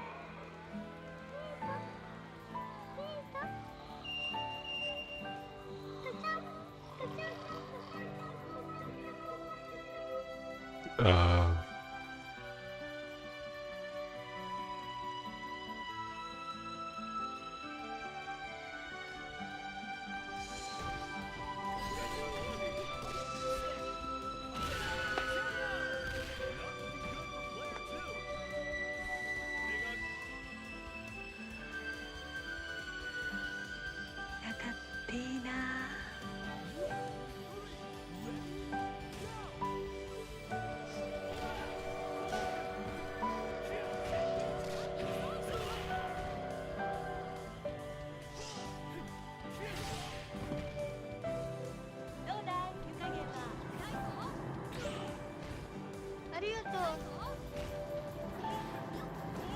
髪洗いたいんだけどお湯が少ないの。もっと炊いてください。了解。おしゃれなお嬢さん。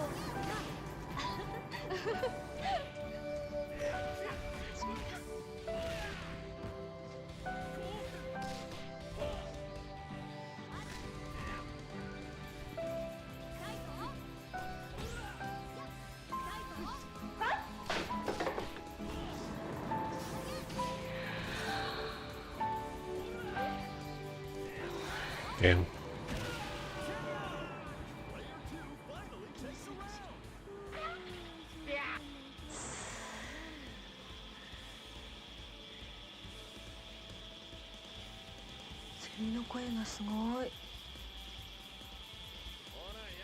What did I just see happen? Oh, some hair. Crazy Japanese hair.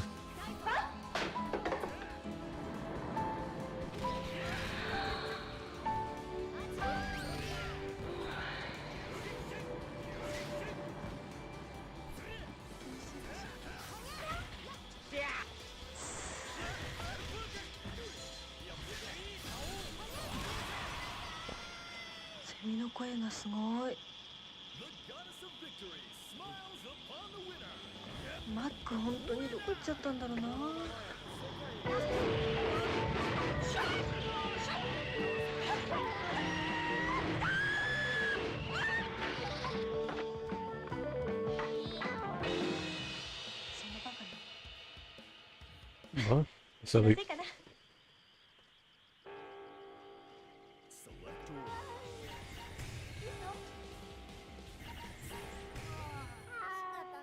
so are they aware of the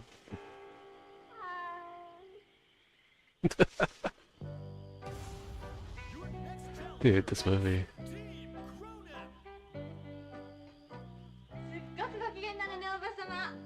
Fucking girl died, or 今ちょうどその前の晩のような気持ちよ。あんたちゃん、心配しなくてもいいのよ。すぐマックちゃんに会えるわ。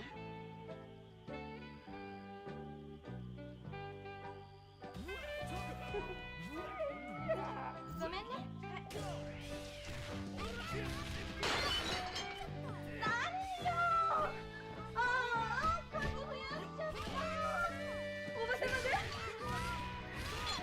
冷蔵庫入っちゃった。変なこと言う。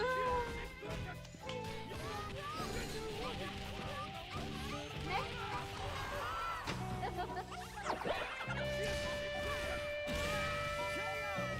This looks insane.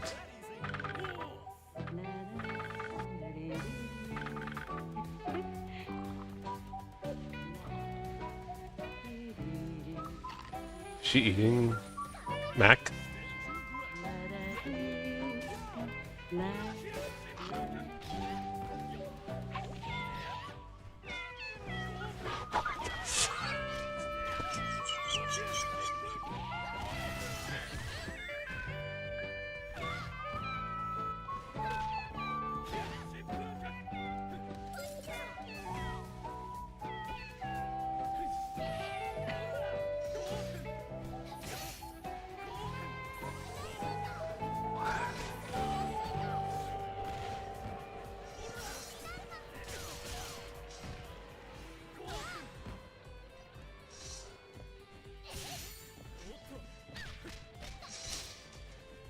Kula, get off me.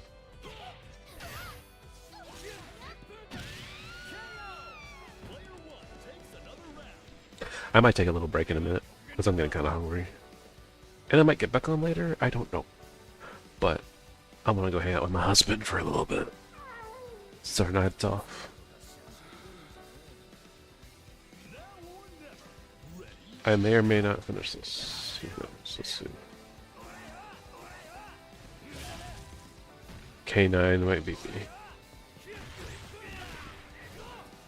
This music sounds familiar. It kind of sounds like some of the music from In the Evangelion. Yeah, K9, get off me. Oh shit.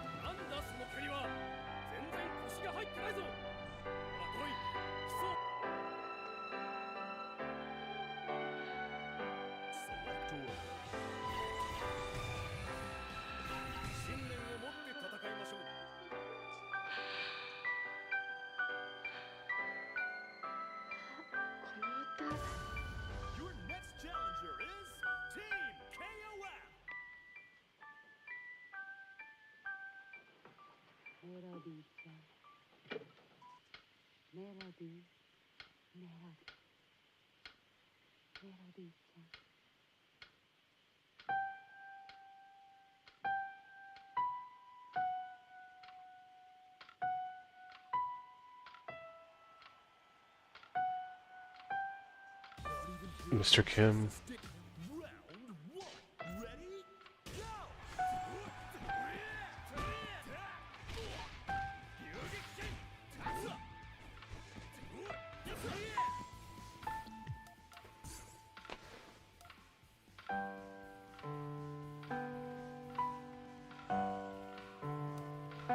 Fuck.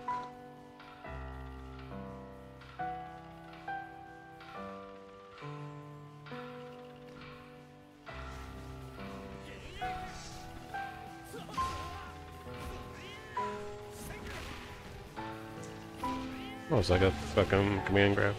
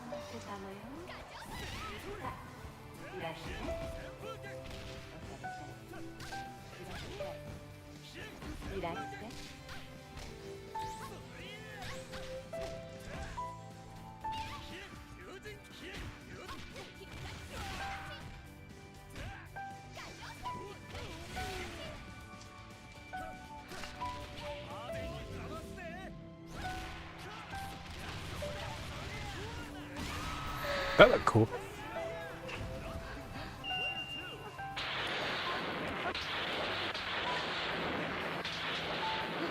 The cat killer?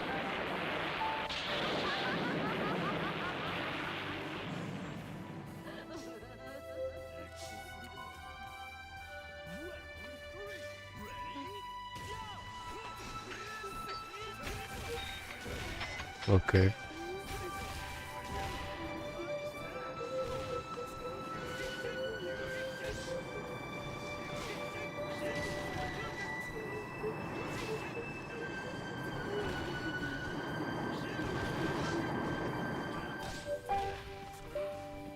I have no idea if someone just died or... Maxima's skin looks pretty cool.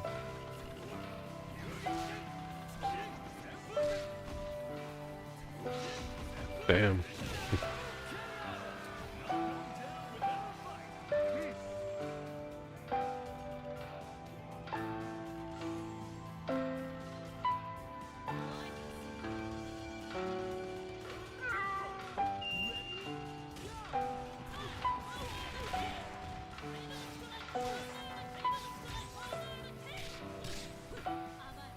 Oops.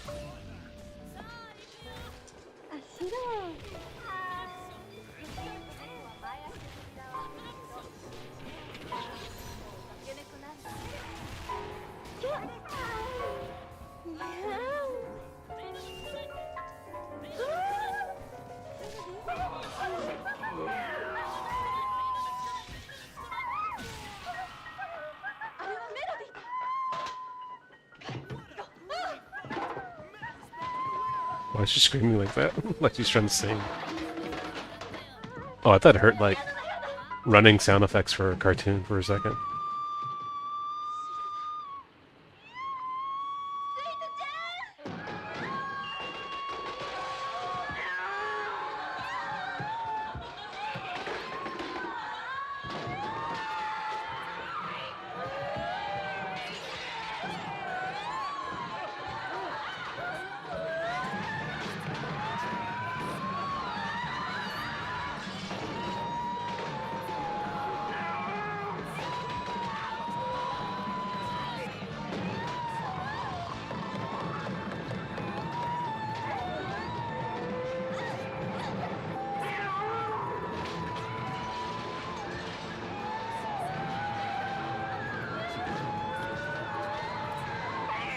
Oh shit.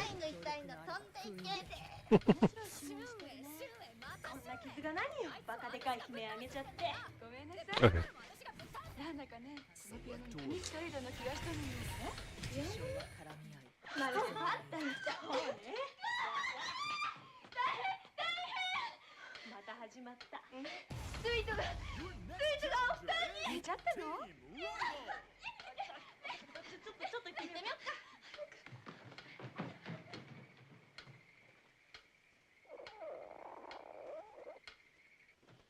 She evil? あっち。スイート。なにこれ？布団だらけじゃない。スイートちゃん。メロディーだ。またなんかあったのよ。言ってあげて。はい。もうやだ。私一人じゃ嫌だ。はい、行くべし。これもメロディー。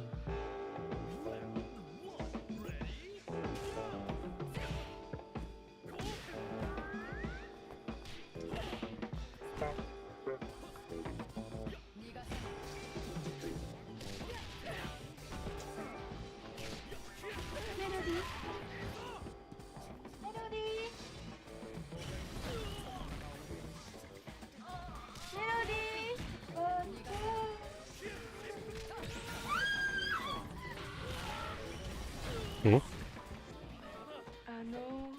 髪をちょうだい。What the fuck? スイートのエプロンだ。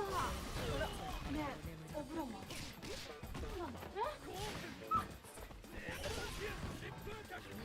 こんなところで一人でストレッチしてたのかな。面白そう。何やってんの？それにしても自分まで蒸発しちまうことはないよね。シロ、こんなところに人形もストレッチしてるよ。あ、パンティーがあった。 You found her panties? どうも、臭い。はい、私見たのよ。布団やシーツが生き物みたいに飛びかかっていくの。そんなの合理的じゃないよ。お風呂よ。汚れ落としてるね、きっと。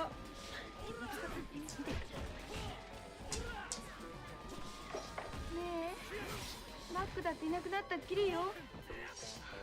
私たちきっと今に誰もいなくなっちゃうんだわ。ああ、どうしよう。大丈夫よ、ファンタ。そのうちあんたの憧れの先生が来るよ。あれでも男。So I'm probably gonna log after this match. I'm really hungry. Oh, lovely Princess Fantasy. And I'll have to try to watch this movie again later. It's losing. It's so cracked. I don't hate it. It's just interesting. Feels a little nonsensical too. Like, I don't feel like there's a genius behind it. I think it's just kind of random. But at the same time, it's a beautiful movie. A lot of good scenery, a lot of good sets. Just the story is a little...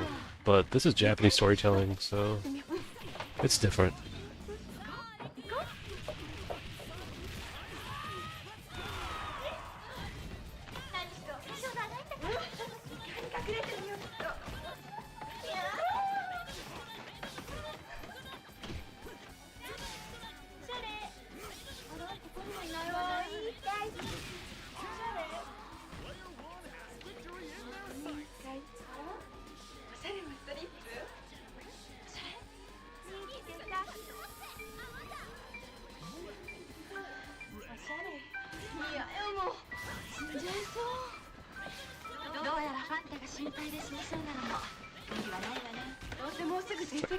Four frames per second, man.